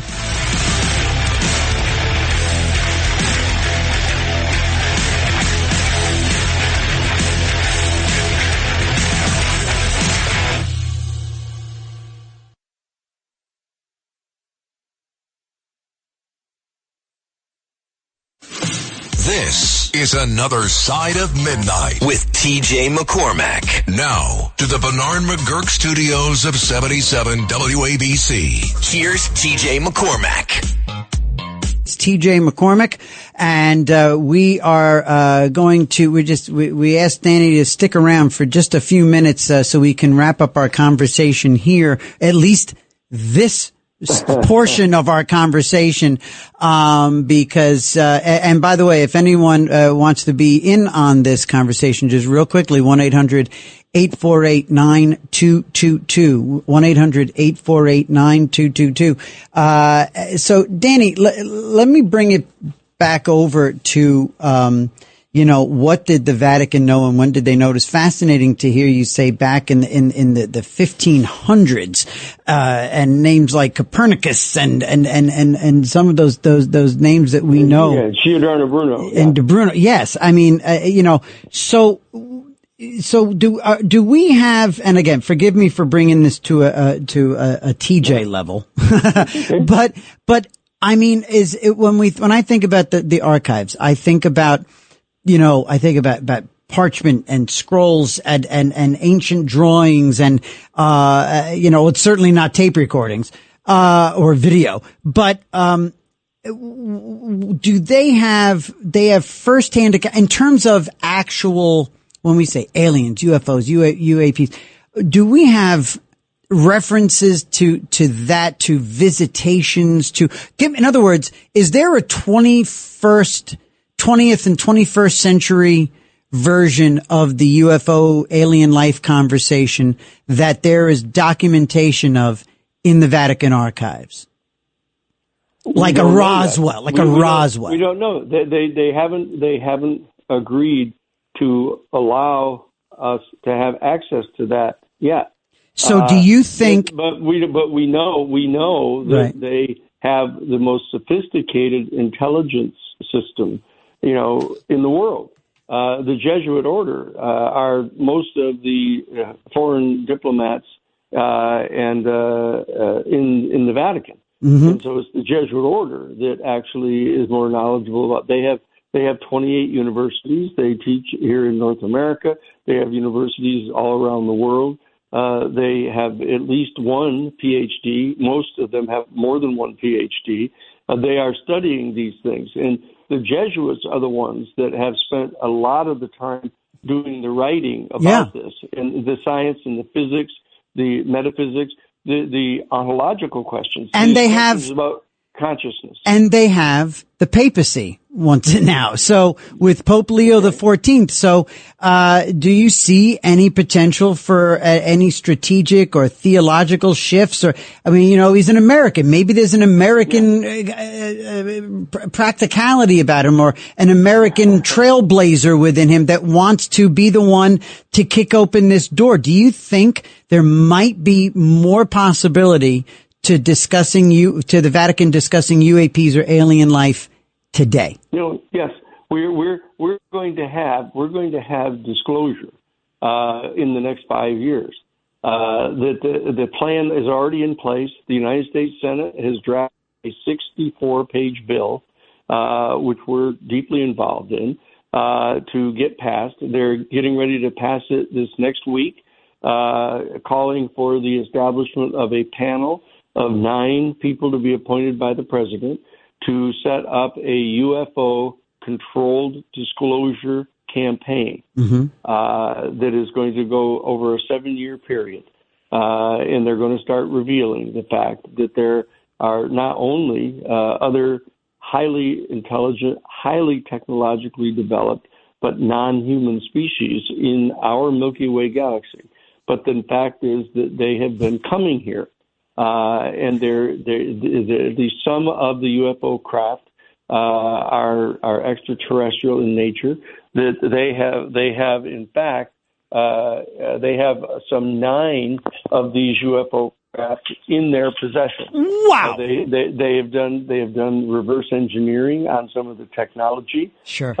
They are capable of traveling at over 40,000 miles an hour in our atmosphere without any friction. Wow. They're able to come down from over 80,000 feet, which is technically outer space, down to the surface of the ocean in 0.7 of 1 second, and stop instantaneously, generating 6,000 Gs on the craft that would disintegrate any craft that we know anything about, go under the water and with no splash into the ocean and travel over 200 miles an hour underwater. This has all been recorded. We've got the radar information about this now. We have presented over 40 people that have direct knowledge about these programs to the Senate Intelligence Committee. They have been so thunderstruck by all this information that they have crafted a 64-page bill. Wow. Which is now getting set to be put into the National Defense Authorization Act by the United States Senate. That's going to happen by the end of this month. Wow. Yes. And that's what he ran on. I mean, that's what the president ran on. And we're not cheerleading here. I'm just saying that, he talked about wanting to, uncover and open up and transparent. And, look, he knows how to keep the press focused on him. This is one way. And this could also be a nice distraction from things that ail, the White House. Who knows when he's going to need this. That's getting ready to happen. That's fascinating. The Catholic Church is going to play an absolutely major role in rolling out this information and assisting the people of Western civilization, at least, and working with the other major religions, the Buddhist religion, the Hindu religion, the Zoroastrians. Mm-hmm. There's going to be a major coming together of the major religious organizations on the planet to come to grips with this, because they're going to have to bring their members up into the 21st century. Yes, because they're still locked back somewhere, 2,000 years ago. Sure, no, they're stuck in the manger and the wise men and which is fine. What they're stuck with is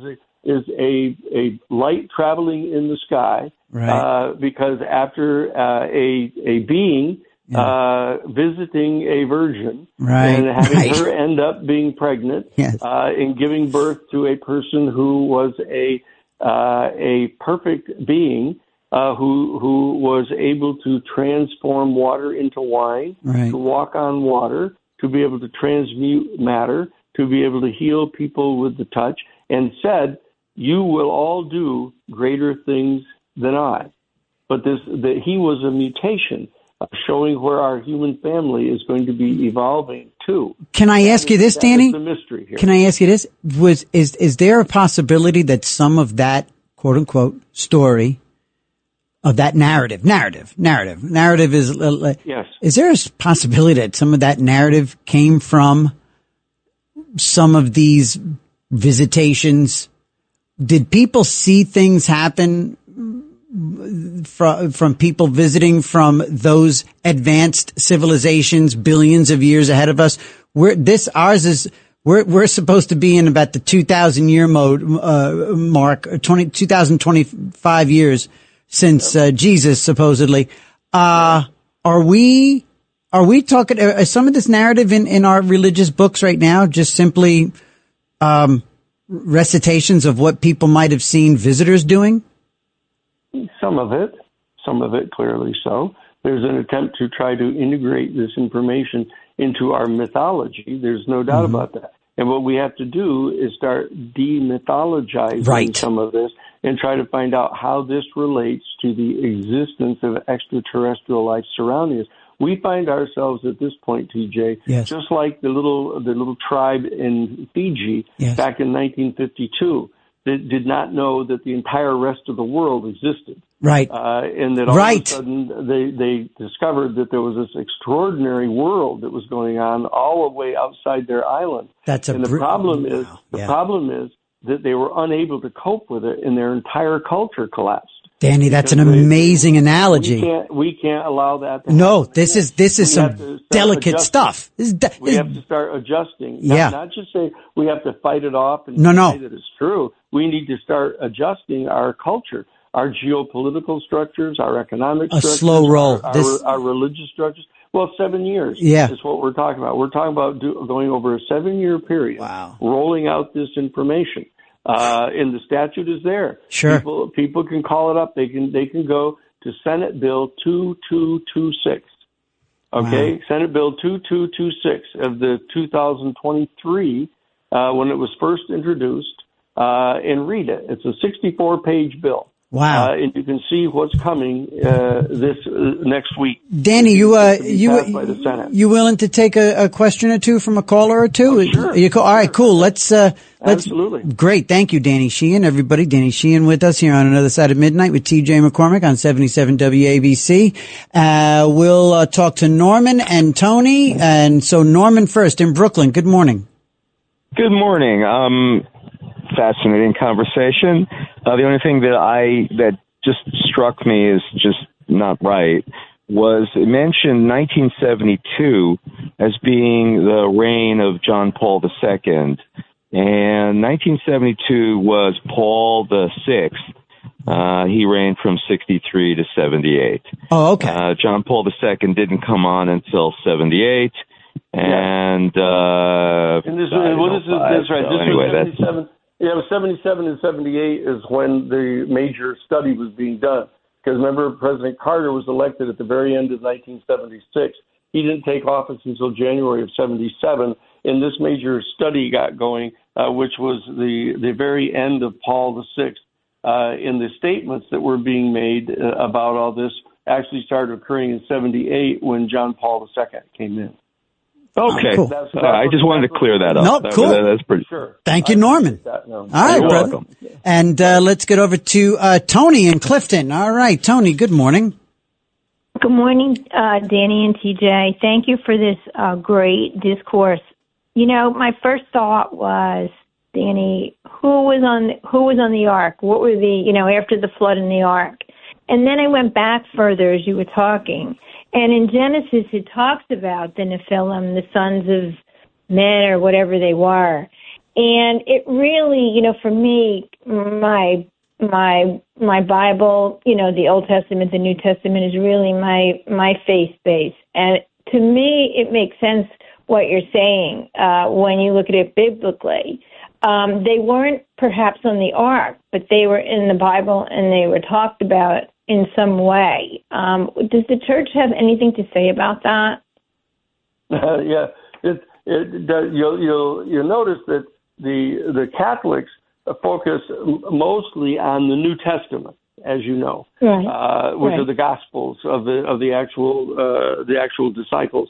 The Protestants have gone back and focused a lot more on the early portions of the Bible, which has the Nephilim and the beings from another world that were mating with the women.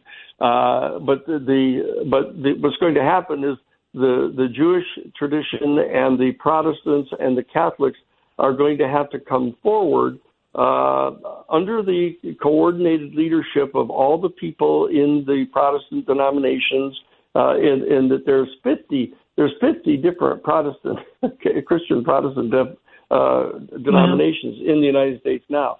And the discovery, the acknowledgement of the existence of an extraterrestrial civilization all around us is going to start bringing them together.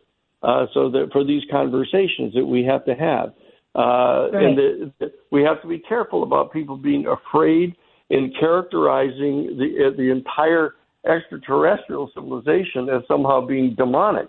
You got to be extremely careful about that, because we're talking about having to set up the protocols for dealing with this extraterrestrial civilization for the next 10,000 years. So we can't just declare them to be demonic and think that we're the only species in the whole galaxy that has the truth on our side. So we have to start. This has got to be an extraordinarily important set of conversations, and that's why TJ has started this conversations already here on this broadcast to get people involved. Oh, wow. Thank you, TJ. Thank I you. love it. Thank you, Tony. Thank you. Thanks, Tony. Thanks. And let's get Sean in here. Sean in Pearl River. Sean, you have kind of a dark view right now. Good morning. You're on with Danny Sheehan.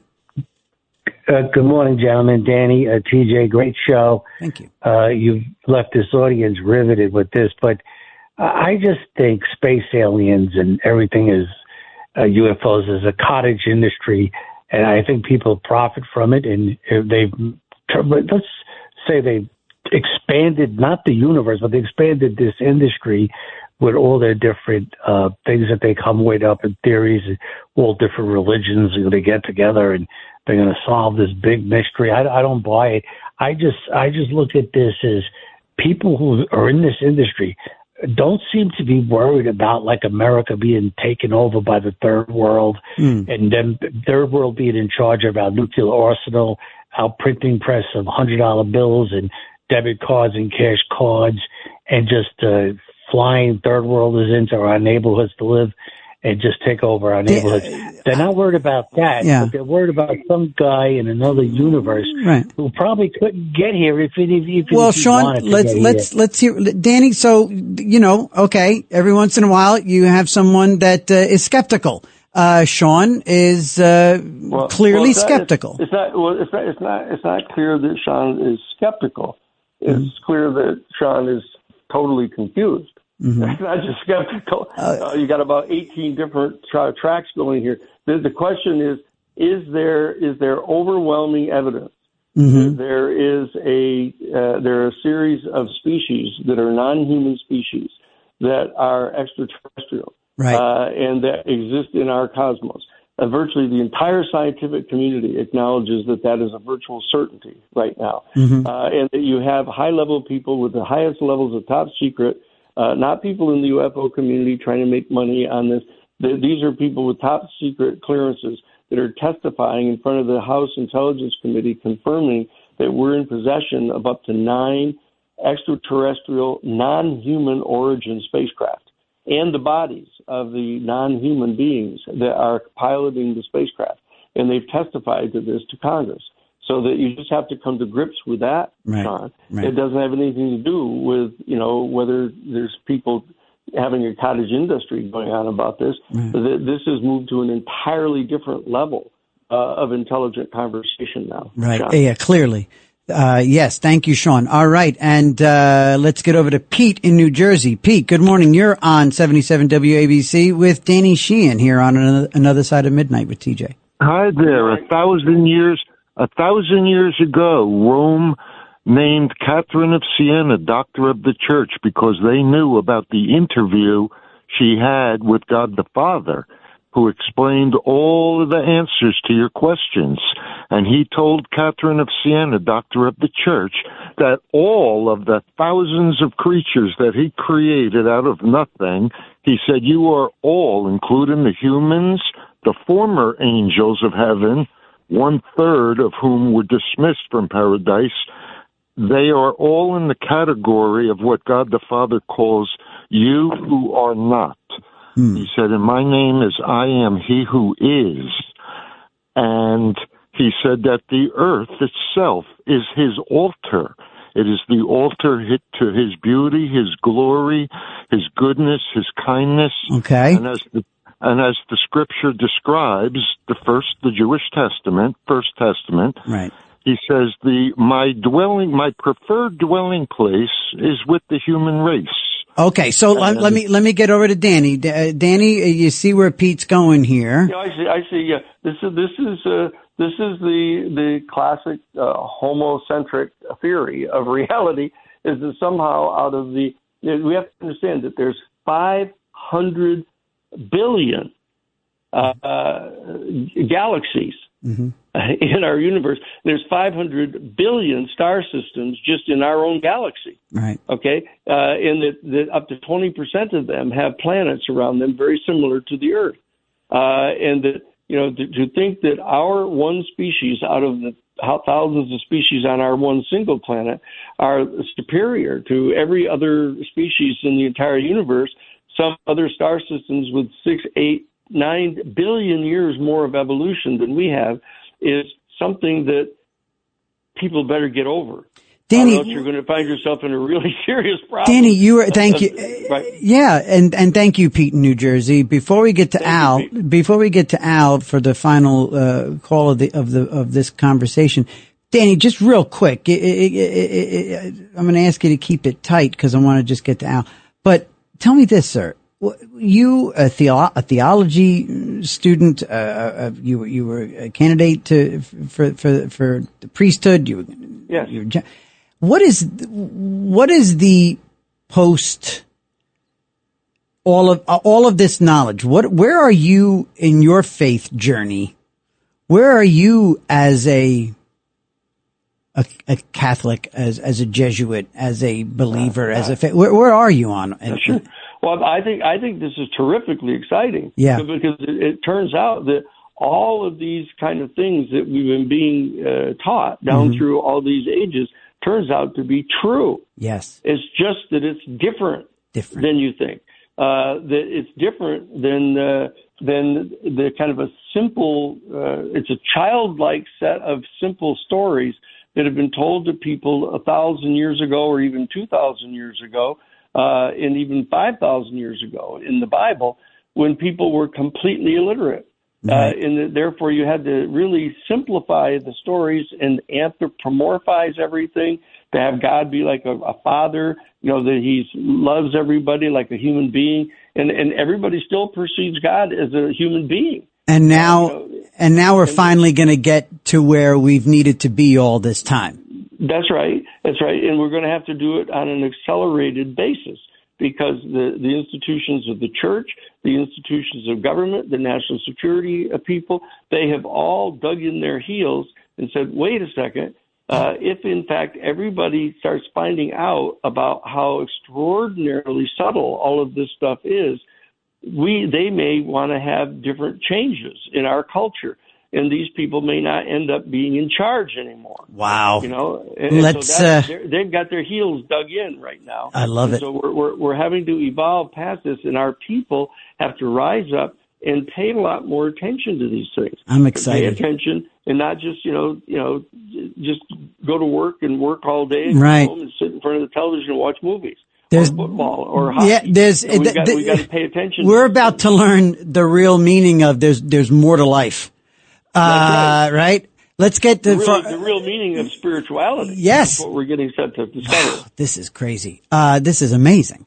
Last call of this conversation will go to Al in New York City. Al, good morning. You had a comment about Jimmy Carter. Yes, that's right. Great interview. Really appreciate it. Yeah, I just wanted to know, did they ever clarify? Jimmy Carter had said he saw that round thing about 10 miles wide or whatever. Yeah, they ended up saying that it was a barium balloon that had taken off from Elgin Air Force Base. And they kind of pretty much came to that conclusion. Do you agree with that or not? No, not even conceivable close. No. This was a UFO craft that was flying right at treetop level. Right, that all 11 of these men saw it. It was less than a football field away from them. It's not a barium balloon. Just like it wasn't, a weather balloon at Roswell that crashed that was recovered by the United States Army. They have at least 9 of these things already in custody, where they've examined them. They hold that they've got one at the S4, which is in the possession of the Lockheed Martin Corporation. They've got one at the Wright-Patterson Air Force Base in Ohio. That we know where these are. And we know what they've got, so that that day when people can get away with thinking that these are barium balloons or something, those days are over, Al. that people better get ready to start discovering what's really true here, so we can all adjust to reality and have the people speak out as to how we're going to relate to these people, so that we don't get people wanting to go to war with them. When they're like 6 billion years more advanced than we are. Yeah. And we don't want to lose our human agency over our own freedom by continuing to act like we're complete ignoramuses.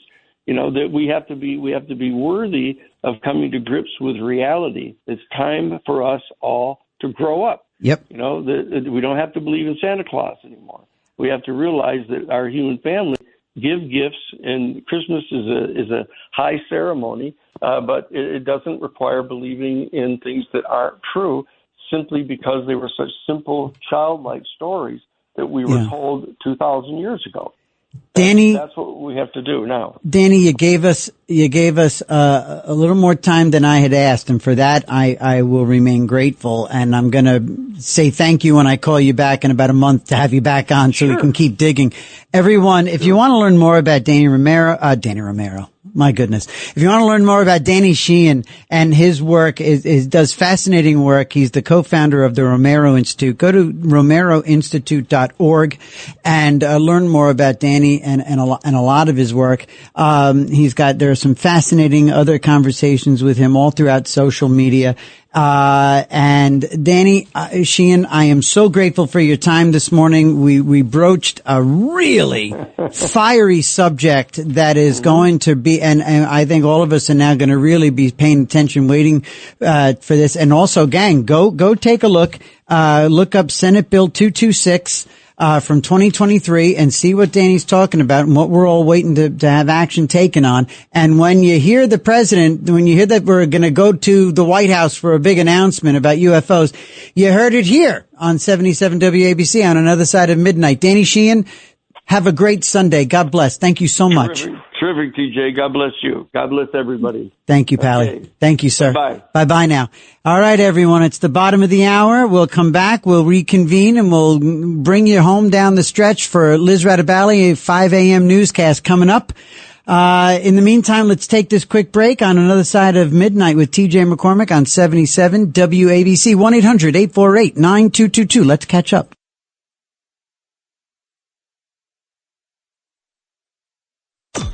Judge Jeanine Pirro. She's the outspoken host. That's what everybody's talking about. Judge Jeanine Pirro. Judge Jeanine Pirro is dominating the headlines right now. New York discretion with no objections. She demands order in her court. Today at 11 a.m., it's the Judge Jeanine Tunnel to Towers Foundation Show. Judge Jeanine Pirro. On 77 WABC. It's Another Side of Midnight. Political humorist TJ McCormick. Now, to the Bernard McGurk studios of 77 WABC. Here's TJ McCormick. 4:37 in the morning here. It's 77 WABC. It's Another Side of Midnight with TJ McCormick. And we just had like the most fascinating 90 minutes. Unbelievable. Where our world, where our consciousness just might be going. The Vatican, since we just learned from Danny Sheehan that the Vatican has been accumulating information, facts, information and about aliens and UFOs, extraterrestrial presence here on our planet, or as they were talking about, other worlds, since the 1500s. And he has been basically doing a tug of war on behalf of our government with the Vatican archives since the 1970s. Danny Sheehan. And yowza. We're in for a big information dump. And here we are going, AI is going to take some jobs. Here we are saying, here comes artificial intelligence. And we're about to get a whole lot more real. than that. 1-800-848-9222, 1-800-848-WABC. And talk about 20th century technology and, what reality is or what we're willing to believe the real thing. I'm taking off this morning. I'm going out to Las Vegas for a few days. My Trixie is actually en route to me right now, along with my bombshell. My wife is bringing our daughter to the city right now. We're going to head over to the airport, and I get to keep my shoes on. As far as I understand, the archaic rules, because I'm just full of archaic thought right now. I'm thinking about old school everything versus what may be coming down the pike in terms of what we're all going to become much more familiar with in terms of extraterrestrial technology. And something as simple as I'm about to go to the airport and they're going to say, you can keep your shoes on now. It's just, especially considering, do you realize, by the way, that it's been 25 years we've been taking our shoes off? Right? Because wasn't it it was just after 9/11. So let's call it 23 years. 23 years we've been taking our shoes off. And it's all been a complete and total exercise in political correctness. One guy, one Islamist, they caught him trying to light his shoes on fire, trying to blow up his feet. It didn't work. It didn't even work, right? They caught him. He's in jail, right? They caught him. They got him. It was all exposed that he was trying to blow up his shoes, the shoe bomber. And so, in a display of stupidity and ignorance and political correctness, everybody has had to take their shoes off to get on a plane for more than 20 years. We'll do anything. We were all wearing masks and staying 6 feet away from each other. Until 3 years ago. Remember that? We were all told, 5 years ago right now, we were all washing our hands and singing happy birthday. And we're smarter than the aliens. Or so we want them to. 5 years ago, we were washing our hands and making sure that we did it long enough. We sang in our heads. Did you? Did you sing happy birthday? I sing happy birthday. I went to the store dressed like a spaceman. And I came home and I was wiping down pizza boxes. I was freaking out. I was getting in arguments with my wife because she came out to the garage too soon before I had wiped down the groceries. So me saying how we're a bunch of sheep for not taking our shoes off at the airport for the last 20 years. I have to drop a dime on myself. 5 years ago, I was freaking out because somebody got too close to me at the grocery store, or I'd be going down the one-way aisle at the supermarket, and because somebody didn't look down and they were walking in the opposite direction as me, I treated it like a wrong-way driver on the hutch. And I'm like, what are you doing? Turn around. 6 feet. I'm an idiot. Oh my God, I'm such an idiot. Oy vey's mir. It's 4:43. Marianne in Indiana, good morning. Good morning, TJ. Does this mean now that the aliens will have to pay taxes? Yes, and they're going to have to pay. Yeah, they're going to have to pay taxes, and they're going to have to pay for Andrew Cuomo's sexual harassment settlements. And will they start another party? You think? Wouldn't that be fast? What do you think? What did you think about what you heard from Danny Sheehan, Marianne in Indiana? Well, I'm pretty skeptical about it, but yet I'm very interested in it. I lived out in the country for a while, and we would always say we saw sightings and stuff like that. But Have you ever? Do you think you ever saw a sight now? No, but I'm really interested in space, and we went to NASA and all those museums and everything. And we've always been interested in space. Yeah. And you. So, do you think you ever? Do you think you might have seen a UFO or two out there in the country where you had? No, I don't think so. I think I've seen a falling star. Oh, that's sweet. Did you make a wish? Yeah. Yeah. Did it come true? Yes, Keep it clean. Keep it clean, Marianne. It did. It did. It came very true. Oh, okay. All right. So is Trump going to start?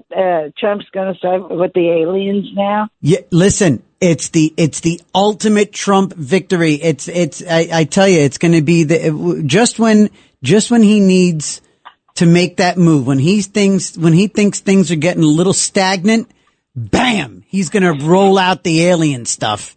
And he's gonna, and you know what? And I love it. I know. So do I. I mean, this guy just keeps moving, man. He keeps those feet moving. He doesn't make the Democrats look good or bad. They make him look worse. Thanks for calling in, Marianne. I appreciate it. You're a treat. Happy Sunday. Yes, you too, ma'am. God bless. Have a good Sunday. It's 4:45 here on Another Side of Midnight with TJ McCormick. You do good tricks? You coming? I'm going to see my baby and my wifey very, very soon. And, so there we go. So, and we're going to go to the airport. We're going to be able to keep our shoes on because they finally made the decision that, we don't have to take our shoes off anymore after 20 years. How did you feel silly every time you had to take off your shoes? 1-800-848-9222, 1-800-848-WABC is the phone number. And, it is so silly. The liquids I kind of understood for a little bit, but even that has just been the silliest of the silly. Anyway, again, once the shoe bomber was exposed, we knew they moved on. They moved on to their next plans, and we still kept taking our shoes off because of Richard, whatever his name was. All right, gang, we'll come back. We'll talk to Joaquin in Pennsylvania right after this break on 77 WABC. I earned my degree online at Arizona State University. I chose to get my degree at ASU because I knew that I'd get a quality education, they were recognized for excellence, and that I would be prepared for the workforce upon graduating. To be associated with ASU, both as a student and alum, it makes me extremely proud, and having experienced the program, I know now that I'm set up for success. Learn more at asuonline.asu.edu. Life is a workout, and Smoothie King is here to help you power through. Whether you're grinding out bicep curls or muscling the couch across the living room, crushing morning miles, or sprinting through back-to-back meetings, Smoothie King has fuel to help you maximize your workouts, own your recovery, and elevate your game. Give your body the energy, protein, and power it needs with a lineup of delicious smoothies made to help you conquer your goals. Only at Smoothie King. It's Another Side of Midnight. Political humorist TJ McCormick. Now, to the Bernard McGurk studios of 77 WABC. Here's TJ McCormick. It was Rob Astorino was running against Cuomo. And the campaign manager was now Congressman Mike Lawler. Now, current Congressman Mike Lawler was the wunderkind at the time, back in 2014, 11 years ago. He was the campaign manager. That's how I got to know Mike. And Cuomo was known for any time there was a snowstorm. Anytime there was a big snowstorm in New York, he would, and this was when he's living in Westchester at his girlfriend's house, without fail, you'd see it, you'd see stills or you'd see video, Cuomo helping somebody out of a ditch, Cuomo helping somebody on the side of the road, Cuomo helping fix a flat tire, Cuomo digging somebody out of a snowdrift. And the other day he went to his playbook, and in the video, the campaign video, his comeback, they did a shot of him giving somebody a jump for their battery, connecting up the cables and doing his thing. Cuomo. First of all, yes. I'm not fuzzy. No. I don't want to be fuzzy. Uh-huh. I don't even know what fuzzy means. Mm-hmm. I'm from New York. We don't have fuzzy in New York. We don't have fuzzy in New York. Where did that accent come from? He made up this accent. That is not New York. That's not Queens. That's not that is so funny. I'm not fuzzy. I remember those that was an odd little, was that when it was him and his brother? I wonder what that's a lift from. Was it him and Chris in their it was him and Cindy Adams. Okay. Thank you, Bill. Yeah, Cuomo. So he's going back to his old tricks with his fake accent, that Cuomo accent that they made up in their living room. Let's get over to Joaquin in Pennsylvania wants to talk Cuomo. Good morning. Yeah, I do. But you know something? Do you remember the underwear bomber? Oh, yeah, the underwear bomber. Sure. Yeah, that fizzled out too. Let your imagination run wild with that one. Right. But, at least we've been able to keep our underpants on whilst flying. Yes. You know something? I'm one of those people. I completely went against all of the COVID mandates. I was so appalled. I knew it was the end of the country when I watched my fellow Americans all become sheeple and buy this stuff. Yeah. And just follow along. It made me insane. What can I say? I did not participate. But anyway, Cuomo, I don't understand New York. I'm originally from Long Island, and I have family there still and in different parts of the state. But darn, man, Cuomo is not much better than Mamdani. He's just one little thing, he's not the extreme Islamist, and he hasn't come out and said that he's going to open up, city grocery stores. Right. But aside from that, all the rest of his policies, he's Mamdani light. Sure, all Democrats are, Joaquin. If we believe what we say about Democrats, when we talk about, Democrats, other people's money, that's socialism. It's communism. It's really, they are all the watered down version. I mean, we sound like tinfoil hat types when we say that, look, your average Democrat is simply a watered down version of Lenin or Stalin or Marx. It's true. They're admitting it. In fact, I'll go so far as to say that Mamdani is simply a more honest and braver version of Andrew Cuomo, Jerry Nadler, Chuck Schumer. He's just got the nerve and the bravado and the bravery to say it out loud. Well, you think your rights were trampled during COVID? I mean, I'm sure you're aware of that thing that Hochul pushed through for that legislation. That's Hochul Chapter 3, verses 1 and 2, where it says that they can put you, they can forcefully quarantine you, and, right. Force you to get your vaccinations, basically, solidifying anything that was done during COVID. Right. And that was the new law that was put on the books. So, and then, of course, Cuomo is not going to cooperate with ICE to get rid of migrants. And, when you talk about the cost to the people and to the taxpayers, having all these migrants in New York, it's, they let so many, the Medicaid system is ready to collapse. Yeah. There's no money in because they gave it all the way to them. And this is being done deliberately to destroy the country. And if you know anything about all these communist revolutionaries, just like Mamdani, almost all of them were young. They were wealthy. They were highly educated. As a matter of fact, a lot of them got some of their education in France. And you're talking Mao, you're talking, Stalin, Cuba, Fidel Castro and Che Guevara. I mean, you read up, the only one that actually came from poverty was Ho Chi Minh, I think. Okay, but the rest of them actually were all rich kids. Yeah. And communism murdered more people than the Nazis did. They put out Adolf Hitler to shame in the amount of their own people that they killed. 30 million or more, right? 30 million, 60 million. You hear these crazy numbers. I mean, that's a low estimate. Yeah. And then you look at what happened in South Africa now, know.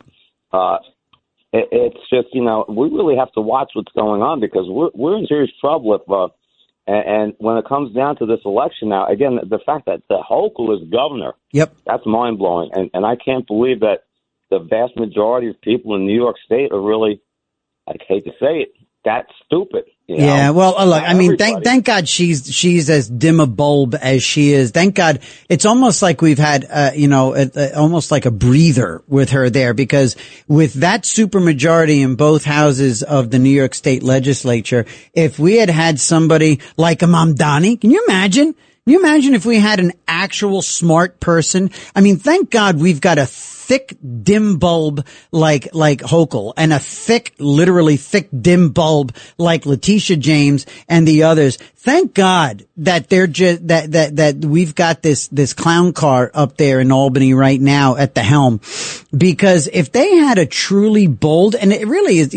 thanks Joaquin for in fact, helping me sort of find this moment of clarity here. It really is important to point it out. I think really the only difference between Mamdani and Cuomo, like you were saying, I think is bravery. I think it's the fact that he's honest. I mean, if anything, Mamdani is an honest, brave version of any other rank and file, boring, run-of-the-mill Democrat. That's what he is. And arguably, so is AOC. AOC is more of a man about her political aspirations than Andrew Cuomo has ever been. And I think that's really where the rubber hits the road, because, that really is what a full-fledged Democrat looks and sounds like, is Mamdani and Bernie and AOC. And this kook out in Minneapolis who's running out there. That's the truth. That's ultimately, again, it's all about redistribution of wealth. It's about seizing property. And what? A Mamdani version of seizing property is, is insane taxation. It's state-run supermarkets. It's, freezing rent, free housing for the homeless and for everybody. But what is that? What's the rank and file Democrat version of that? It's zoning laws. It's forced,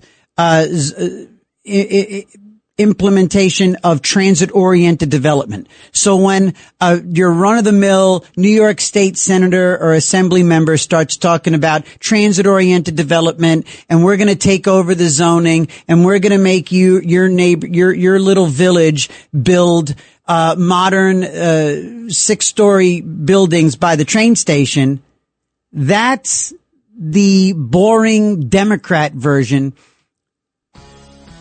trying to be like Mamdani, but he's like, that's child's play. You want to build an apartment building by the train station? Hold my beer. I'm going to take over the buildings, and I'm going to give it away to people who won't pay for it. How's that? There we go, gang. All right, that's it.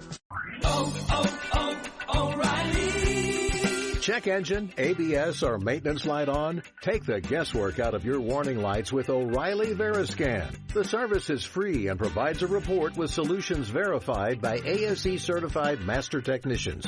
And if you need help, we could recommend a shop for you. Ask for O'Reilly Veriscan today. O'Reilly Auto Parts.